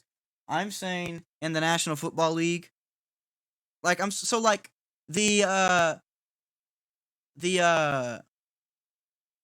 Week 1 Seahawks Broncos game. No one blames that loss on the kicker. He was having to kick like a 64-yarder, and he actually almost hit it. But no one blames that on the kicker. People blame that on the coach for not making a different call or Russell Wilson not putting them in a better position. But I'm saying if you miss a kick that is like 50 yards or less and it was a 49-yarder, I'm not saying I don't think kickers should be expected to make every single 50-yard kick. I'm not saying that. I'm just saying, like, it's on you, if you miss that. I'm not saying how are there kickers who just miss kicks. I'm not saying that. But I'm saying I'm not gonna, like, if you miss the kick, you miss the kick. And if it's from, 60 yards, I'm not gonna be, like, saying, oh, dang, you should have hit that. Like, what the heck is wrong with you? But if you're missing it, if the number on that kicking distance is 1, 2, 3, or 4, I'm mad at you if you're my kicker. I still have the field. Okay, I'm not comparing that to a high school kicker or even a college kicker. I'm talking about NFL kickers. Lance says, I'm a kicker. I'd make that. Lance, could you make that kick? No, he couldn't make that kick. That's not Are what you he's in there? saying. He's saying in that situation, I don't know why Rambo's being dumb. I'm just saying, in the NFL, the top 32 kickers in the world should be able to be held accountable if they're missing kicks that are less than 50 yards. Because those should be pretty much gimmies. Because you essentially kick it the same way every time. Once you start getting to those bigger distances, you have to think about adding more power to the kick. But when you're an NFL kicker with one of those legs, you're kicking it pretty much the exact same way the first, 45 yards. After that, you have to maybe think about adding more power to it. But, they're going to kick it the same way if they're kicking an extra point, if they're kicking a 40-yarder. You know what I mean? You think the same, but under 40? See, that's what I would say in college. Under 40 is what I would say for college, but for NFL, I'd say under 50. I think the argument really is, though, that even if they miss some and it's their fault, so no players are perfect. Well, I'm just saying because Rambo, I said I put the loss on the kicker missing the kick, and Rambo and others have been wanting to put the blame elsewhere. That's all I said that for. I was just saying, if you're asking I don't why the blame a Cardinals particular lost the person. game, if you're saying why the Cardinals lost the game, there's a million reasons you can put into every single game. All I was saying, though, is the kicker should have hit the kick. All right, Chad, I just want to make a quick correction. It was from Okay, 43 yeah, it's from yards out. 43. Yeah, Okay, so I it's even think we can closer. all agree. You got to make that kick if you're an NFL kicker. 43 yards, come on, dog. Anyways, we're going to talk about the Eagles in just a second. Yeah. But yeah, it's a I very just think squeaky it wheel was game. The Cardinals had a real multiple shot there. runs. Play a better team. Oh, we'll see. I mean, the Eagles are a better team. There's no doubt about that. But man, a Cardinals win there would have been sweet. But what's going to be even sweeter is that the Eagles are 5-0 and their first loss is coming next week. That's all I'm going to say. Cowboys, Rams. The Cowboys have a top 5 defense in the league. Maybe even top 3. Maybe even top 1. The Cowboys defense is so good. Oh my gosh, if I hear one more person say, Cooper Rush is the better quarterback in Dallas, he has to start. This man was 10 of 16 for 100 yards and no touchdowns. You're telling me that on my story is a joke. You're telling me Dak yards. Prescott can't put up this stat line. What is amazing, the reason the Cowboys are winning games is because of this defense. Gosh. I will say, I Because have of not this seen defense. Cooper Rush throw one pick. Have we seen him throw a pick? No, since he has played? not turned the ball over. He has been the perfect, I'm going to sit back in this system. I'm going to do my part. I am not going to turn it over. I'm not going to do too much. I'm just going to manage. He's just managing the game, man, and that's what it's all about. I Tony respect it. Pollard. You got to love Tony Pollard having 14 less carries and more yards. It's just a thing of beauty. Yes, I understand he had like a 50-something yard touchdown, so that's where most of that came from, but still. And I'm not a Zeke hater by any means. They have very different games. Both are very important. Our offense didn't even really do much, honestly. But this freaking defense, first play of the game, strip sack, fumble, return for a touchdown. Gotta love Armstrong, and you gotta love DeMarcus Lawrence getting the touchdown. But Dorrance Armstrong, he had the strip sack on the first play, and he had the blocked punt. This man, defensive player of the week. Gotta give it to him. Have to. He had a strip sack strip sack, and he had a blocked punt. That's just nuts. Trayvon Diggs gave up a couple of plays to Cooper Kupp, I'm not going to lie. But Trayvon Diggs, he didn't play bad. He played the big Cooper Kupp his touchdown, he just played it bad. Like, dude, you are not, if he plays it the exact same way, but it's like a couple yards down the field, he doesn't get burned like that, and he doesn't get outran. But, Trayvon Diggs, I got to get between the quarterback and the receiver, dude. That's the only way I'm going to get a pick. And that sucks. But it's whatever. I don't have that much to say about this game other than, man, that Rams offense is struggling. Matt Stafford is so bad. He threw multiple balls that game. And I was like, okay, that was a really good throw. But still, Matthew Stafford's not as bad as I've been joking. But he is very much not Hall of Fame worthy. That's really the only reason I want to hate on Matt Stafford so much. Look at this. Okay, I don't understand how these stats work sometimes. Cooper Rush, 102 passing yards. Team stats, Cowboys, 76 passing yards. I've noticed that in multiple games that the numbers for the team stats and the player stats are not the same, and I never understand that. I've noticed that in a lot of games as we've been looking through here. Anyways, random little tidbit. Wondering why that's different. Weird. 3 turnovers to 0. 22 to 10. 10 points for the Super Bowl champion Rams. We're going to talk about Cowboys in a second as well. It's the only segment I'm going to do before WGP. And then we'll get out of here. Speed it up. Bengals, Ravens. I picked the Ravens. That was a good deal for me. I don't even have anything to say about these games, honestly. I really don't have anything to say. I literally can't even think of something to say about some of these games anymore. Just a fun game. It's a good game. Fun game. Not game high with some scoring, good but it was a good offenses. game. Decent defensive plays, too. Shout out to Patrick Queen on his pick. That actually was a huge play in the game. So I didn't get to watch many games this week, is why I don't have much to say about some of these games. The only games I was able to watch this week, I watched Colts-Broncos Thursday night. sad. I watched Chargers-Browns and Steelers-Bills. I watched Steelers-Bills until they switched it to Chargers-Browns because it was a blowout. So I watched Colts-Broncos, Steelers-Bills, Chargers-Browns, and then Cowboys Rams. I don't think I watched any of the 3 o'clock or Sunday night games. So that's why I don't have much to say about the rest of those. And I didn't even get to watch Monday Night Football last night. But I was keeping up with the game. But yeah, I saw all about that. Chiefs with a massive comeback. Travis Kelce. So before last night, obviously, and I'm not saying one game is really going to change your legacy that much, especially because he was just catching goal line touchdowns, like 7 catches, 25 yards, dude. But before the game, if someone asked me what my top tight ends of all time were, I would have said, in no particular order, Gronkowski, Tony Gonzalez. Those would probably have been my top 2. I feel like I'm missing a big one, but I probably would have had Antonio Travis Gates. Antonio Gates, he'd be up there. I don't know if I'd have him that high. He wouldn't be 1 or 2, but he'd be high up there. Tight ends Yeah. are hard to rank for me. But straight up, Travis Kelce is making his case to be in that top 3. Dude, 4 touchdowns in one game. Again, I'm not saying this game is what is making him be there, but he's just consistently been great. He's a Super Bowl champion. He's been just so good. He's been, yes, you could have made arguments some years, but every year, it always seems like, who's the best tight end in the league? It's this guy versus Travis Kelce. Kittle versus Kelce. Waller versus Kelce. Like, it's always someone versus Kelce. That tells you how great he is. Because every year there's a breakout tight end, but are they actually better than Kelce? I don't know.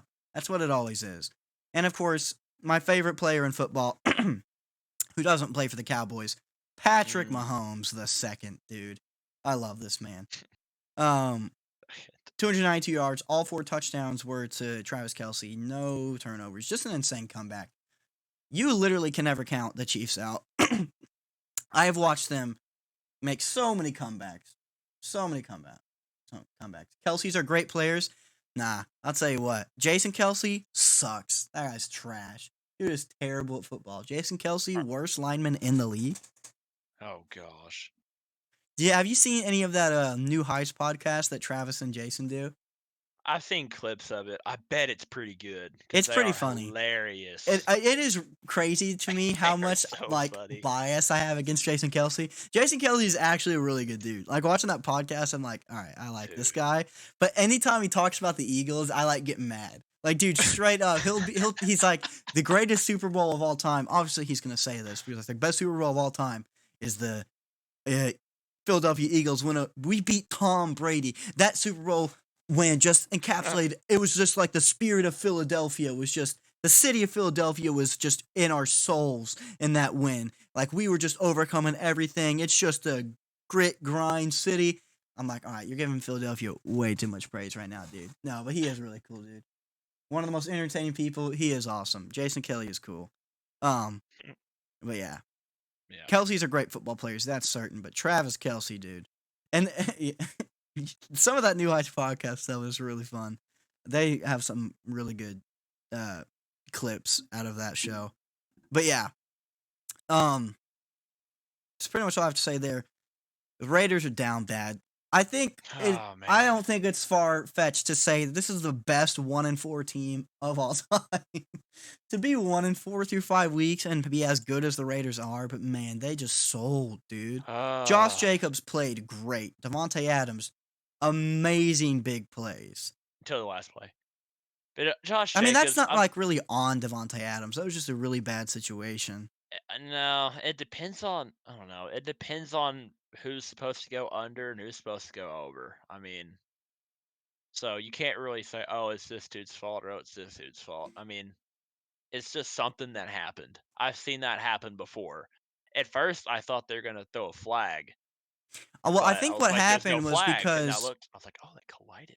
Well, I think what happened was Devontae got pressed by the corner, and that threw off the timing of the cuts, and it caused them to run into each other. Because it was supposed to be Renfro runs the corner, and either Devontae Adams was supposed to be over under him, and so let's just say Renfro was supposed to run, because I think Devontae Adams got pressed is what it was. So I think Devontae Adams was supposed to run his post, and then Renfro was supposed to cut right behind his butt and like rub off of him, but like rub your defender off to get a little bit of space, and then whoever got the space, probably Renfro, was about to get the ball. And Man. yeah, I think the press threw off the timing and caused them to run into each other. So that was a bad Such a deal. bummer. But I mean, that one play is no excuse for going for the 2-point conversion for no reason. That was insanely stupid. I And it's don't also know no why excuse he for went for 2. yeah. And it's also no excuse for being up, I gosh. think 17-0 and then letting them go on like a 24-0 run or something. Just nuts, dude. Just nuts. And then here's the thing, when they went for it on their last offensive play of the game, freaking give the ball to Jacobs. He averaged like 6 yards a carry. Can you go back to the stats real quick on that and see Yeah. how many yards he averaged a carry? He averaged See, 7 Pramatus, yards a carry.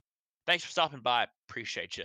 Peace out, Pram. I appreciate you dropping in, man. I'll probably, well, I don't want to make any promises, but I am still trying to find times to do gaming streams, but we'll see what happens.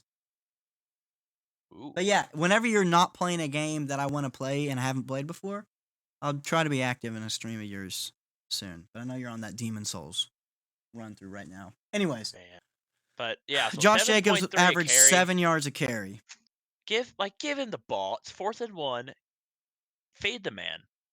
They could not tackle him all night. Every time I watched him play, I could physically comprehend the 6.5, 7 yards of carry. Just run, broken tackle, run. Like they could not stop the dude. I was So really happy to see that. I really feel like too. I've always thought Josh Jacobs is a good running back, and I feel like he has been hated on the last couple years for some reason. Like everyone's just like, I just feel like I see a lot of like Josh Jacobs hate around, and I'm like, why? Yeah, man, and gosh, that scissors pattern makes you sad. If you're ever a corner and you ever see somebody run a scissors pattern, your initial thought is, gosh, I hope they collide and fall. And dadgummit, it happened on the final play of the game. Yeah. Or the final offensive play of the game, I should say, for them. Just literally the worst case scenario. I seriously thought there was going to be a pass interference call because I just saw it out of the corner of my eye. I was like, there's no way they collided. And then sure enough, I was like, dadgummit, they did. Yeah. Could Raiders are not just believe down it, bad. Sucks for the Raiders. dude. But anyway, so yeah, what a week. It's a crazy week. I'm gonna call an audible here because I want to talk about something, but I want our face cams to be here, so we're gonna have to do 2 more scene switches without crashing. I might be asking too much here. I'm gonna close out some of these apps that I don't need. Chat, can we get a command greed? Command greed, indeed. That's funny. Uh-oh. Here we go. All right, here we go. All right. It's a little bit delayed here on Twitch because I'm actually watching it like the Hey, oh, do let's we go, get it? baby. Yeah, Nice. Easy money. I had the latest OBS Alrighty. update with the new UI. Nice. The interface changed for me like a month or 2 ago, like a couple months ago. I don't hate it. I mean, it's kind of weird at first, but I don't hate it. It's not bad. You seem to not like it. I could tell you didn't like it, but I don't hate it. I mean, it's pretty much the exact same. It's just a little bit more. I don't know what the right word to describe it is. But yeah, it changed for me a while ago. Like, I remember you saying that. I was like, oh, the UI changed for me a while ago, but you hadn't streamed in a while, so I guess that makes sense. Anyways, I'm going to take a quick break, Rambo, to get a drink. If you want to take a break too, that works. Or if you want to talk, up to you. Well, it's all good. How long you think your break's gonna be? Is it gonna be like a short one or It'll probably be a few minutes. I'm going to get something to drink and maybe something to eat real okay? quick. I might take like a 30-second break and hop back in here. Okay, we will be right back, ladies and gentlemen. We are back, ladies and gentlemen. Can be honest if you missed us, or even if you didn't. I closed. Rip. Hold on. Chat. This is a question that everybody wants to know. Did Kyro get a sip of G Fuel? No, I don't have any right now. So I didn't have them before the show. I would have. Oh, But I don't that's have right. any right now. You said you're out. Yeah, gotta go to the store. Gotta hit the store. Chat. There's a UFC fighter I follow on Instagram. You can use promo code ALJO, ALJO, and I think you can get 30% off on their website. it may still be active. So if you're an absolute G Fuel stan, like my boy Kyrocast over here, then who knows? You should get some of the boys G Fuel. Lance, I is just that get actually a whatever they've thing? got at Walmart, dude. That's all I do. I hope that's not a thing. Oh gosh, memes from the boys kill my brain cells. Almost like the Broncos do on primetime. All right, last little segment I want to talk about for WGP. Here we go. Also, I put gum in because I Oh, just needed something to wake me up. I feel like it's going to be annoying to listen to. Also, I still don't like this camera angle on me, that's man. okay. Ray Allen chewed gum and made one of the most clutch threes of all time. Yeah. Hey, Kyro gets to sneeze his gum, ladies and gentlemen. He said it is annoying. All right, let's play that. I couldn't even hear it. I had no idea. Got me the boost I needed.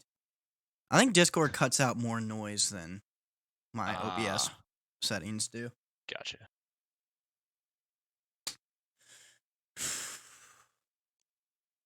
My last little home stretch here.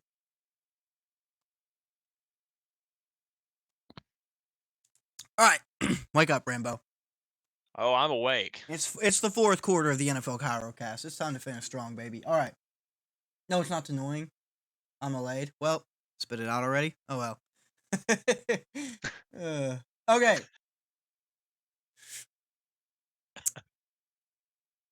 This Sunday night, Oh, the God. Dallas Cowboys take on the Philadelphia Eagles in Philadelphia. I think this is going to be, through the first 6 weeks, game of the year. Through the first 6 weeks. I'm not going to say it's going to be game of the year. This is the most I've been excited for a single particular game of football in a long freaking time. I have this feeling in my stomach I just something big is about to go down. I don't know what it is. This could look really bad if this game goes poorly, but man, I'm so excited for that game. I'm going to be glued to that game, dude. This is so huge. This feels like not even this doesn't just feel like the game for the battle of the NFC East. Like, the winner of this game will probably be the number one team in the NFC.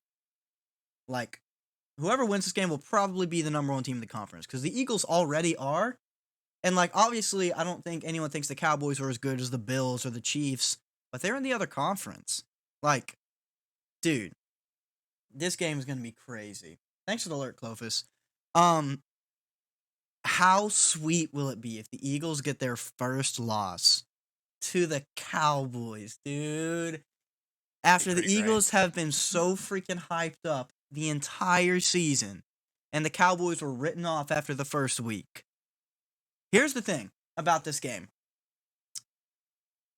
It's just so, flip-flopped, because I think there's no doubt the Cowboys' defense is easily better than the Eagles' defense, but the Eagles' offense is so much better than the Cowboys' offense right now.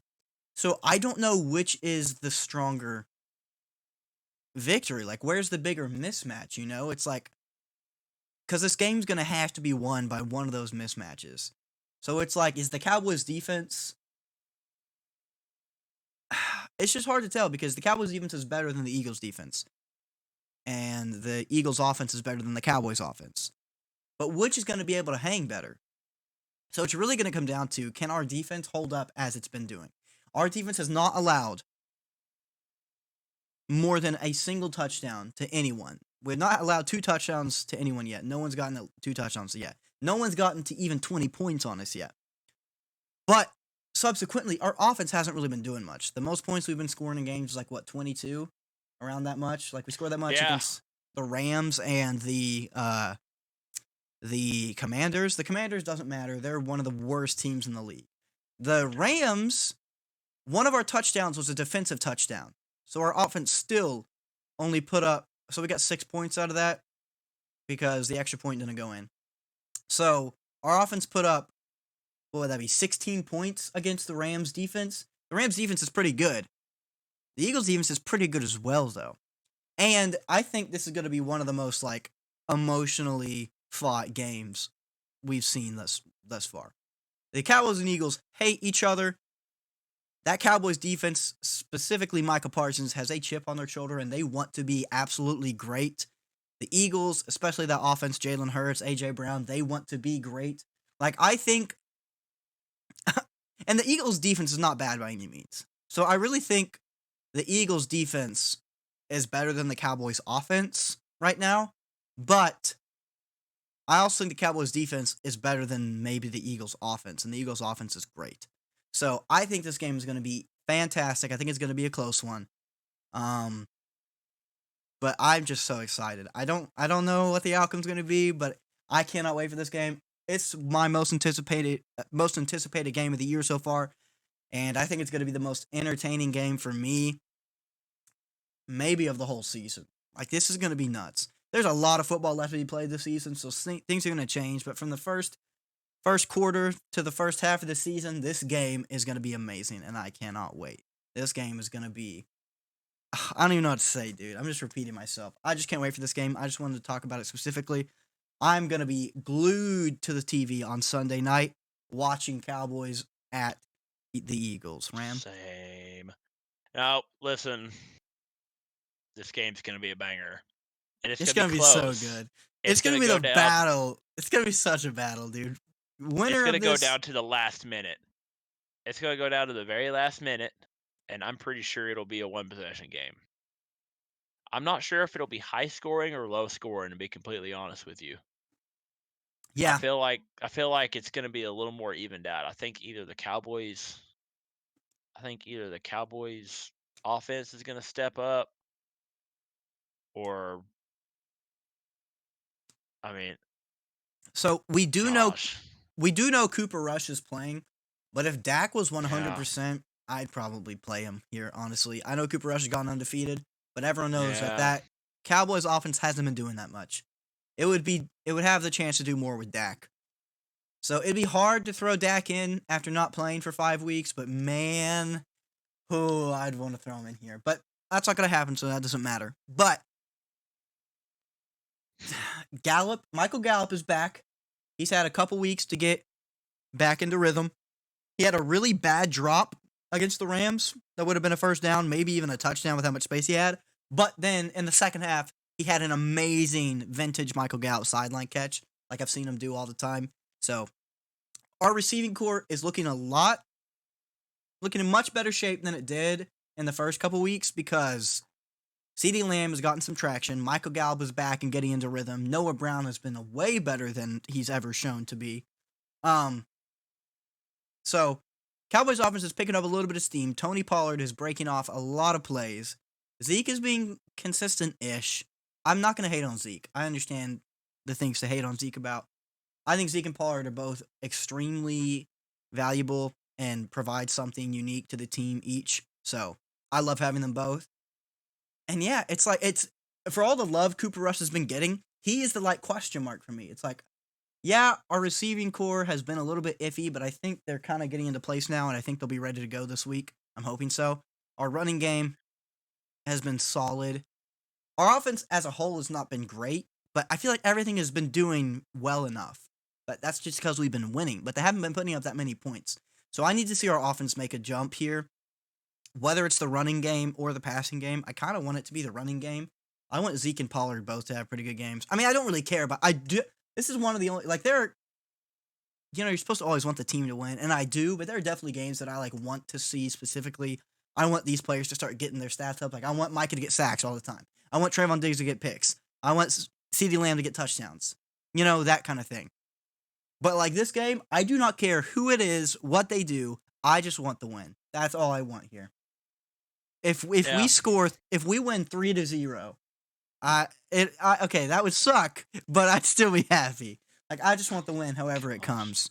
It is going to be tough, but yeah, not much to say about this game yet, other than I'm just so freaking excited for it. Anything else about that, Ram? No. Cowboys defense, they need to have at least one takeaway. 2 would be nice. I say they need at least one takeaway. and they need like 4 or 5 sacks. I will not be surprised at all if a fight or two breaks out during this game. These teams I wouldn't either. If These it's teams close hate late each in the other. game, Exactly. These teams hate each other, and both of these teams, I guarantee, want to win this so badly. This is easily the biggest game of the first 6 weeks for both teams. Like, both of these teams want to win this game more than any of the others so far. And both of these teams want to prove themselves. The Eagles have been proving themselves, but this is the biggest moment for both of these teams this year so far. And, man, it is a massive statement for whichever team comes out with the win. Like, it can't be overstated. I really can't see a way in which this game is won by more than 10 points. I could see one team winning by like 10 points, but I think it's going to be a close one. I will be shocked if one team wins by 10 or more. Like, I will too. I can't see it being, I'm not going to say it's going to be a one-score game for sure, but like 10 points, that's like the most of a split I could see it ending up at. But I will be shocked if it's not a pretty close game. But yeah, I'm hoping this one goes down to the wire. I'm hoping it comes down to last couple drives, maybe even overtime. Like, I just want to see a good game, and I want to see a Cowboys win. All right. Anything else to say about that before we move on to our last segment? Nope. I think we've covered everything. I want a good game. All right, Want let's a do good it. game. Ladies and gentlemen, it is time. Let's predict every single game of Week 6 of the 2022 NFL season. Can we switch scenes for the last time? Here we go. Just gotta get one more. Get one more. Can we do Dude, it? the curse is lifted. It's only crashed Oh. during Week 2 is the only week that the stream crashed Let's go. for the Kyrocast. The Kyrocast is blessed. Easy. All right, let's do this. So last week, Week 5, for the very first time this year, I'm actually kind of shocked this is the first time this happened. Rambo and I tied for the first time. That's actually crazy. Now, I thought of a really awesome joke that I was going to make here to start out this segment, but it didn't happen because Broncos country absolutely refused to ride because the Colts were going to lose and be 1-3-1, which is exactly what my record was because I won Week 1, lost 3, and now we tied. So I was going to say, call me the Indianapolis Colts because I'm 1-3-1, and then the Colts won. So that joke doesn't work there. But I just want to let you know I thought of that. So you could have laughed in the alternate universe in which the Broncos just didn't suck. Anyways. I'm sure I'm sitting there in that universe laughing quite jubilantly. Rambo and I tied, both went 8-8. It was quite literally a mid-off, just like Colts and Broncos. Week 5, though, started out rough. I was feeling bad that first slate of games. It was not going well. Buccaneers squeaked out a win. The Bills were dominant, thankfully. The Jets dropped 40 points. What are you going to do? I got the Vikings split win. Man, I would have been so happy. So happy if the Browns could have pulled that one out, though. Browns-Chargers. We talked about that earlier. Titans beat the Commanders. I am shocked still that I really did not expect you to pick the Seahawks in this game, but you did, and we both took the L for it, so thank you for that. Rip the Seahawks, though. I would have liked to win there. 49ers beat the Panthers, not a surprise. The Cardinals came pretty freaking close to doing something with that Eagles upset. That was a mistake. Did I not tell you that was a mistake? I'm not mad at that pick still. I was honestly afraid that the Cardinals were going to lose by like 17, so they only lost by 3. I'm not mad at my Bengals pick either. I'm happy with that pick. But the Bengals pick, I thought the Ravens would win by more than what they did, so that was kind of shocking to me. Once the Ravens crossed the 50 on their final possession, I was like, it's over. Because Justin Tucker can literally kick from another planet and put it through right down the pipe. So I knew that was Is over. there any debate that he's the greatest kicker of all time? Like, who's there to be argued? Like, Vinatieri? Vinatieri was just good for a long time. He is not doing what Justin Tucker's doing. No, Justin Tucker is better than Vinatieri. I take Justin Tucker every time. Who would you take if they had to kick for 20 years, though? I'm just kidding. You can't answer that question because we don't know how Justin Tucker's longevity is. And then the Chiefs on Monday Night Football squeaked out the comeback win. on the coattails of Travis Kelce's 4-touchdown game against the Raiders. But now it's time for Week 6. Ladies and gentlemen, teams are starting to have bye weeks now. 4 teams have bye weeks because there's only 14 games this week, and I think it's going to look like that for the next several weeks while teams have byes. So we have 2 less games to pick, which means wins and losses, particularly wins most likely, are going to start becoming a little bit more scarce. So I really need to start making this comeback. On the year, I am still 6 games behind. Like, is there... I want to do a massive prediction. There's a kicker in the 70s that won MVP. Oh, I cannot remember the guy's name, but yes. That's wild, though. I still don't think... I don't know. The fact that I've never heard that dude's name makes me think there's no way he was actually that good. I mean, he had to have been good to get MVP. His name. I'm not going to hate on it. His name is Mark Mosley. Mark Mosley. Shout out Mark Mosley. You're a legend. He played for the Eagles, the Houston Oilers, Washington, and the Cleveland Browns. There you go. Wow. Anyways, back to business. What a career. I want to do like some kind of prediction or something. Does anyone think there's a chance like I finish the season 500 or higher? Rambo's somehow still doing that. I haven't had a week where I made it above 500, but I've hovered around 500 the whole week. 1 game under, 1 game under, 2 games under, 1 game, or even. Like, I have been hovering around 500 the entire year, but I've not gotten above it once. Rambo was so far under 500, and then has been pretty good since then. So, I don't know.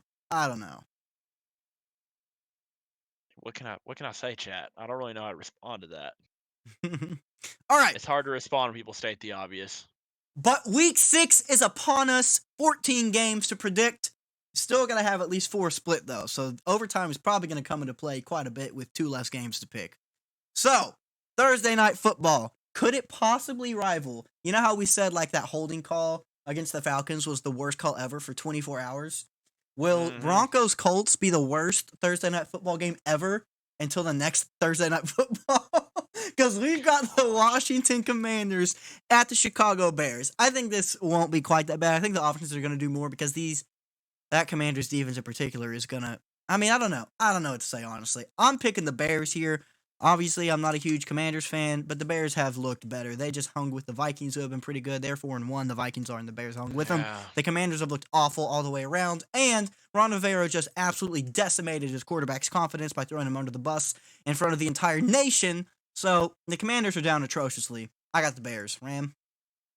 Lon Rivera takes another L. Bears by 90. Bears by 90. Rambo likes to say by 90, and then it'll be like a 2-point game. Mooney goes off. Ravens at Giants. Now, the Giants have surprised a lot of people this year. They're 4-1. They're only lost to the boys, by the way. Ain't no big deal. Don't talk to me. But I think as good as the Giants have been or have appeared, and Saquon Barkley, he is back. He's been back for weeks. I don't know why everyone's saying he's back just now, but Saquon Barkley has been back. He's playing really well. I like to see that. The Ravens defense has been a little bit questionable. Lamar Jackson has been awesome. I think this is going to be a little bit of a reality check for the Giants. I don't think they're as good as their 4-1 record would suggest. I don't think they're making the playoffs. I think the Ravens are going to show them what's real, what's what. I think the Ravens are going to show them what's what this week. I got the Ravens. All right. I didn't really know who to pick here because I didn't expect the Giants to beat the Packers either, and they did. Are the Packers? That's a good point, but the Packers have been really hit or miss. Are the Packers the same team that we've seen over the last few years? Nope. So I'm going to go with the Ravens. I'm going to go with the Ravens on this for now. That might be a overtime switch for you. Jaguars at Colts. Didn't they already play like 2 weeks ago? No, I think they haven't played each other yet. Yes, they did. The Jaguars beat the Colts 24-0, didn't they? I didn't think so. I swear that happened like week 2 or 3. Hang on, I'm looking up the schedule. Yeah, Jaguars beat the Colts 24-0. Oh, in there Jacksonville. You go. All right. That is a very short turnaround to play each other again. I mean, it's been 4 weeks, but still. All right. Jaguars at Colts, already a divisional rematch. This time it's in Indianapolis. The Jaguars won 24-0 last time, but the Colts are coming off a win, albeit not a pretty one, and the Jaguars are coming off a loss to the Texans. The Jaguars have looked better this year than the Colts as a whole, but this is actually a tough game for me to pick. It really is. The Colts continue to just disappoint me. Every single time I've picked the Colts, they have lost or tied. Every time I've not picked the Colts, they have won. So I don't even know what to do here. Because I feel like the Colts, whatever I do here, the universe will cause it to be the other way. And I want to see Trevor Lawrence succeed and have a good, long, promising career. So in the spirit of rooting for Trevor Lawrence, I'm going to pick the Colts. Because I know if I pick the Colts, they're not going to win.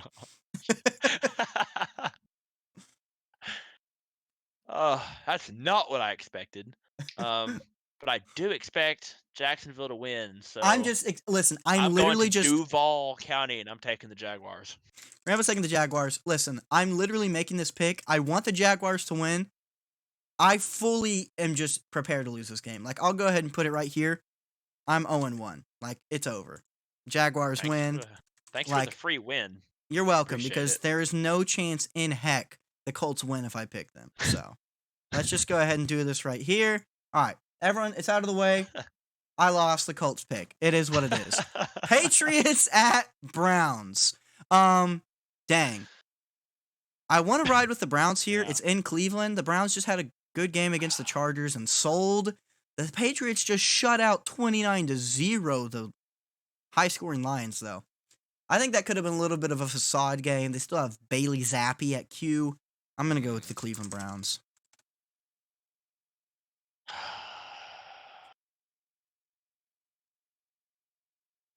The games I don't know about, chat, I have them in red. This game was in red. I don't know. See, you took... Tell you what, chat. I'm just going to do it for the vine. I'm just going to risk it for the biscuit. I'm riding the Zappy train. I'm going with New England. He's the next Tom Brady. Oh, man. I really hate New England, too. And I really don't hate the Browns. Gosh, man. All right, two games on the split. That's just kind of to make it interesting. I I get really you. didn't know. We're fully allowed to have more than 4 games on the split, by the way. We've had exactly 4 every week, so I'd love to see us have like 6 different or something. All right, Bengals at Saints. This one's kind of tough for me, but the Saints have done nothing but disappoint me all year, but it is in New Orleans. The Bengals also sucked the first chunk of the year, but they have picked up a little bit. They did just lose to the Ravens, but it wasn't a bad game. The Bengals have struggled. I feel like their offense has picked up a little bit, but the Saints have also struggled. I feel like the Saints have a good defense, which I want to make the Bengals, which makes me want to think the Bengals offense will struggle even more.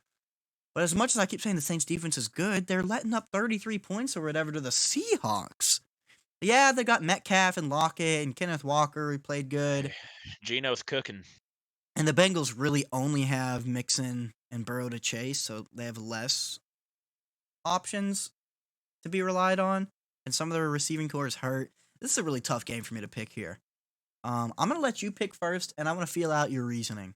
Ooh, I'm going to rock with Cincy. The receiving core for the Bengals did not have the best game against the Ravens. I think they're going to have kind of a bounce back week. The Saints are not going to play well 2 games in a row. If they're going to give up a ton of points to Seattle, I think they're going to give up tons of points to the Bengals as well. Yeah. Their defense, they have a lot of big names, but not a lot of big plays. So I think that pattern's going to continue. I'm rocking with the Bengals. It's not a bad take. I mean, look at every time I pick the Saints, what's happened? I picked the Saints week 1. They did beat the Falcons barely. 27-26 to the Falcons. Not much to say there, though. Let's see. Week 2, I didn't pick them. They didn't win. So I guess I was 2-0 with the Saints picking first 2 weeks. I picked the Saints versus the Panthers. The Panthers are literally like the second worst team in the league, and they lost to the Panthers. I picked them against the Vikings, and they lost to the Vikings. The Panthers is bad. Yeah, I picked them against the Seahawks, and they lost to the Seahawks. So I've been bitten by the Saints the last few weeks. It's hard for me to pick them again here. The Bengals are on a 2-0 win streak, but they weren't very good wins. They beat the completely demoralized, quarterbackless Dolphins, and well, they're not 2-0. They just lost to the Ravens. I don't know why I said that. They lost to the Dolphins, and they lost to the Ravens. I don't like picking either team here. I'm going to have to go Bengals, though. I do think the Bengals have a better shot. Buccaneers at Steelers. Buccaneers have not looked like the Buccaneers they're supposed to, but we all know how bad the Steelers have been offensively. I love that Kenny Pickett's in, but he's getting a tough slate of games to start his career out. I mean, he's going against the Bills, who are the best team in the league, and then immediately going against not only Tom Brady, who is the GOAT, but also the Buccaneers defense is just really solid. I got to go Buccaneers. I love that they're playing Kenny Pickett too. That makes the picks easier for me. I'm riding the Bucks all the way. Stop hating on my dog, Kenny. Steelers. I think the Steelers get beat by at least 20. I don't know if it'll be that much, but we'll see.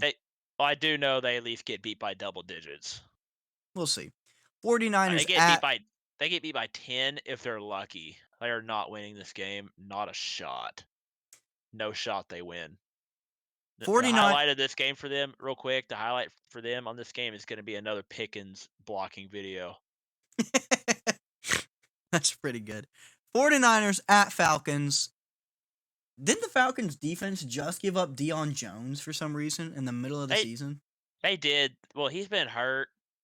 They traded him to Cleveland for a bunch of stupid draft picks. That's a good pickup for Cleveland. When's he going to be healthy?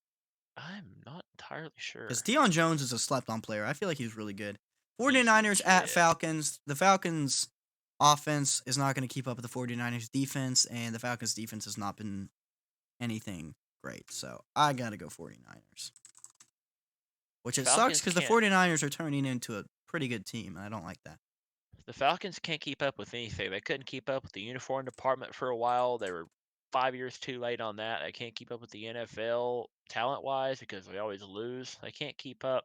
They can't keep up anywhere. 49ers. All right. Jets at Packers. It's in Green Bay. I know the Jets just put up 40 points. I know the Packers just lost. Gosh. I don't see a universe in which the Jets win this game. The Packers in Lambeau.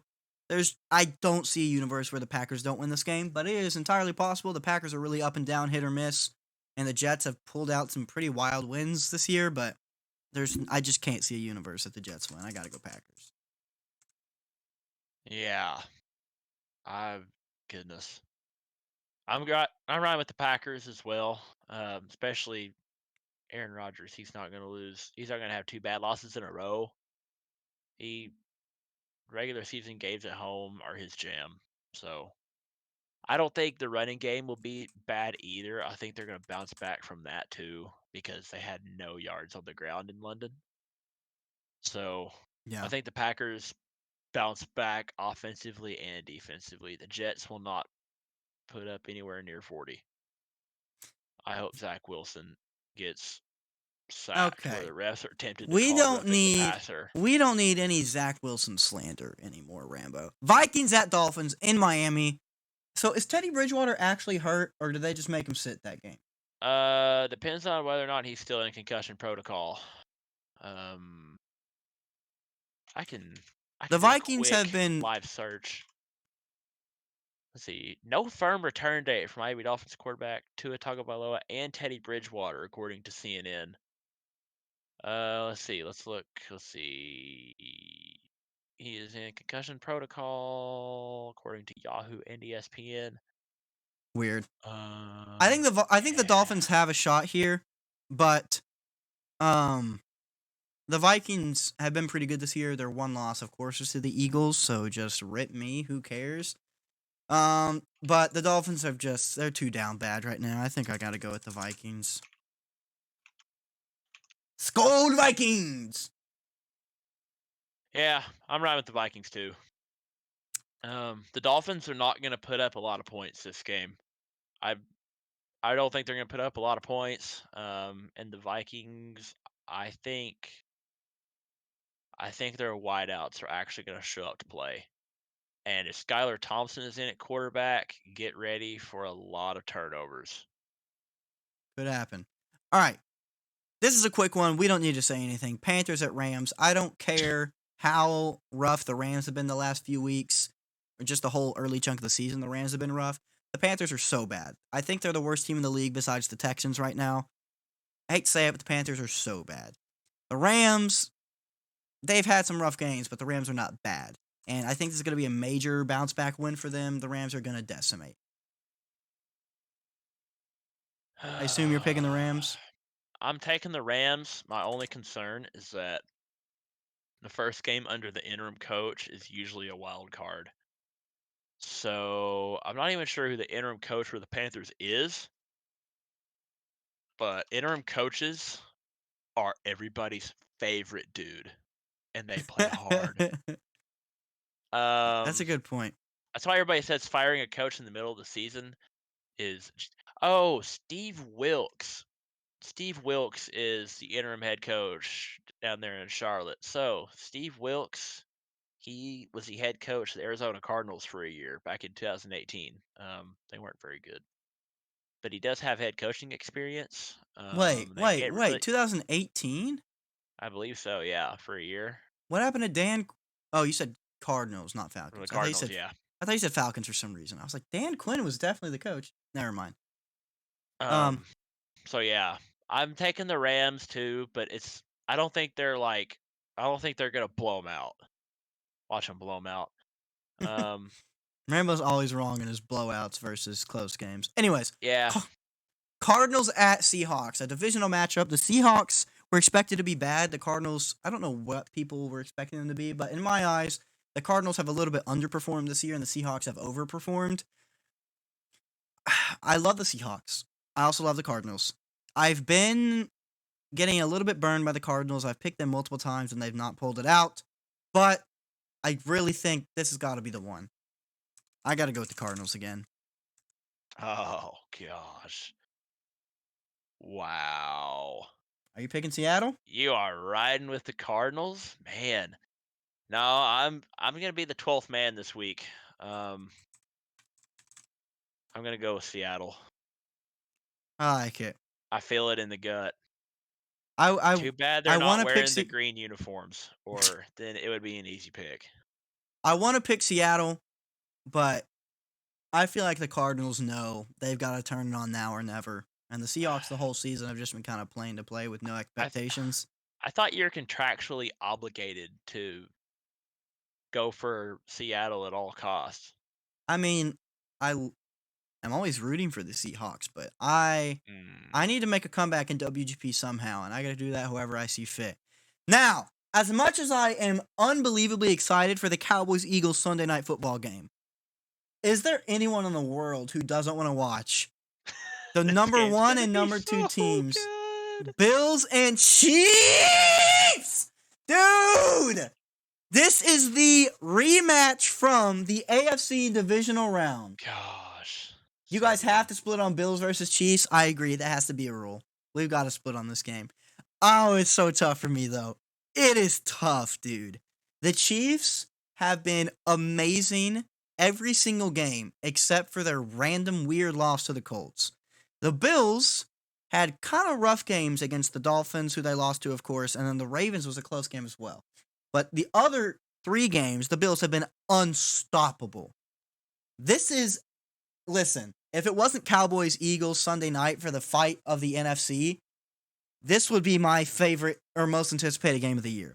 This is going to be such a fun week because Bills-Chiefs and Cowboys-Eagles are like the 2 games I want to watch most of the entire year.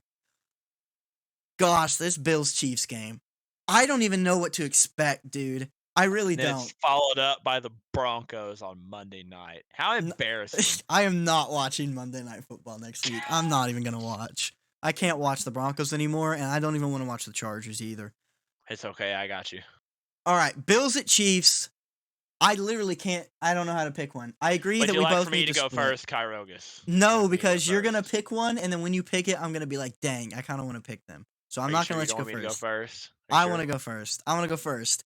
But I'm torn because I truly am like Dang it. a Chiefs fan. Like obviously I love the Cowboys because they're my team, they're my family's team, and I could They're never. America's team. I You could forgot never. that one. I'm kind of wary about saying that. I could I'm never. not. I could never love a team more than the Cowboys, and then I love the Seahawks for whatever reasons. I love the Seahawks. But the Chiefs are like I've just gravitated towards the Chiefs, like just as like a football fan, and I want them to win so badly. But I think the Bills are gonna come out looking like monsters. They are still to this day seething, pissed off to the bone about that divisional round loss. The Chiefs don't have Tyreek Hill anymore. The Chiefs' defense has been a little bit, and the Bills, yes, they've had 2 iffy games compared to the Chiefs' 1, but the Bills, dude, are just lightning in a bottle, waiting to pop. I gotta go with the Bills. As much as I Man. love the Chiefs, and if I was just a fan, I want the Chiefs to pull it out. But So- it's gotta be the Bills for me, I think. So, chat, here's the funny thing. I don't disagree with anything Kyrocast just said. I agree with every word that he used his vocal cords to utter out of his mouth. 100%, all, complete, whole, total. However, I don't think he told the whole story. The Bills are going to come out firing on all cylinders. They will. But guess what? The Raiders did that too. And what did I say Monday night to my parents? The Chiefs Dang, remind that's a me good of the point. Golden State Warriors. Oh, They that's a good fool point. around for a half, and they always find a way. Give me Chiefs Kingdom. Give me Kansas City. That's a. Easy Oh money. no. Okay. Here's Easy the thing. money in the second half. First half, they will be down by 2 or 3 touchdowns. They will come back and they will win the game. That comeback point is a good point. But golly, that actually makes me nervous. I'm gonna be so heartbroken if the Chiefs win, I'll feel like A, I betrayed my bandwagon team by not picking them, and B, I'll have lost this game. That'll suck so hard. Oh man. I kind of wish I picked the Chiefs, but I gotta go Bills. The Bills won the regular season game against the Chiefs last year too. All right. Cowboys at Eagles. I wish there was a chance you pick the Eagles, but I know with how much crap we've given you for being an Eagles fan, there's no way you're going to pick the Eagles just for the sake of your own reputation. So I know we both got the Cowboys here. I'm picking the Cowboys. This is my game of the year so far. We did a whole segment about how much I want to talk, or we did a whole segment about how much I'm excited for this game. I am nervous for it though. It would be the worst week ever if now the Chiefs and the Eagles win. I would just feel so terrible. I mean, I want the Chiefs to win as a fan, but like, I need the Bills to win this for my pride. This Cowboys-Eagles game, though, I'm just gonna come into next week's show. I might even cancel next week's show because I'll just come in and get flamed by Pramadis. It'll be a good time. But I need the Cowboys to win this game. Ram, I'd be more than happy for you to beat the Eagles because that just multiplies the emotion on either side. Because if the Cowboys get that win, and I won WGP. Nah. Pramadis says, I'll host the show with Rambo in your place if the Eagles win. That would be awesome, actually. All right, Ram. Who you got? I'm gonna go with the Cowboys. Y'all, I have a very specific demand for how this game needs to go down. So, to both franchises, I need you to listen up very closely. You got a parlay going? No, I'm not. Well, I say I'm not a betting man, and here I am doing this garbage. But gonna do that one chip challenge, baby. well, I'm actually over 500, so think again. So I talk a lot about the Jalen Hurts, AJ Brown connection, right? And the connection's real. You can feel it. You can feel it manifesting itself when AJ hauls in a good ball. I need that connection to continue to be strong. I'm playing my grandmother in my family fantasy league. Her team is insane. You have no idea. We're both 4-1. I'm number 1. She's number 2. I can't lose to her. I can't do it. So I need the connection to be strong. However, with that said, with that in mind, the connection between all 22 guys on both sides of the ball for the Cowboys has to be stronger. The connection between everyone on the coaching staff, Kellen, it's got to be strong. Overton to Money Maher, the snaps, the connection, it's got to be there. Shout out to Matt Overton, hashtag stay ready. Definitely stay ready for this game because we're going to need you. So, I have very particular demands for how this game needs to go down. And it is kind of like a parlay. It's a mental parlay. I need them all to hit. I need them all to hit right smack dab right on the money. Ramble's But going I'm to taking lose the to his... Cowboys. But I need Hurts and Brown to combine for at least one big touchdown. Rambo's literally going to lose... Ah. Rambo's going to lose to his grandma in fantasy. That's amazing. Cowboys are getting the win. Monday Night Football. Whatever, man. I don't even care about this one. Broncos, Chargers. I keep saying the Broncos have to turn it around now. They have to turn it around now. They have to turn it around now. And then they don't. I don't know. Part of me thinks there's going to be a game one of these weeks where the Broncos finally just snap and they get it clicking, and because like they're just being slandered, just eaten alive by the NFL world.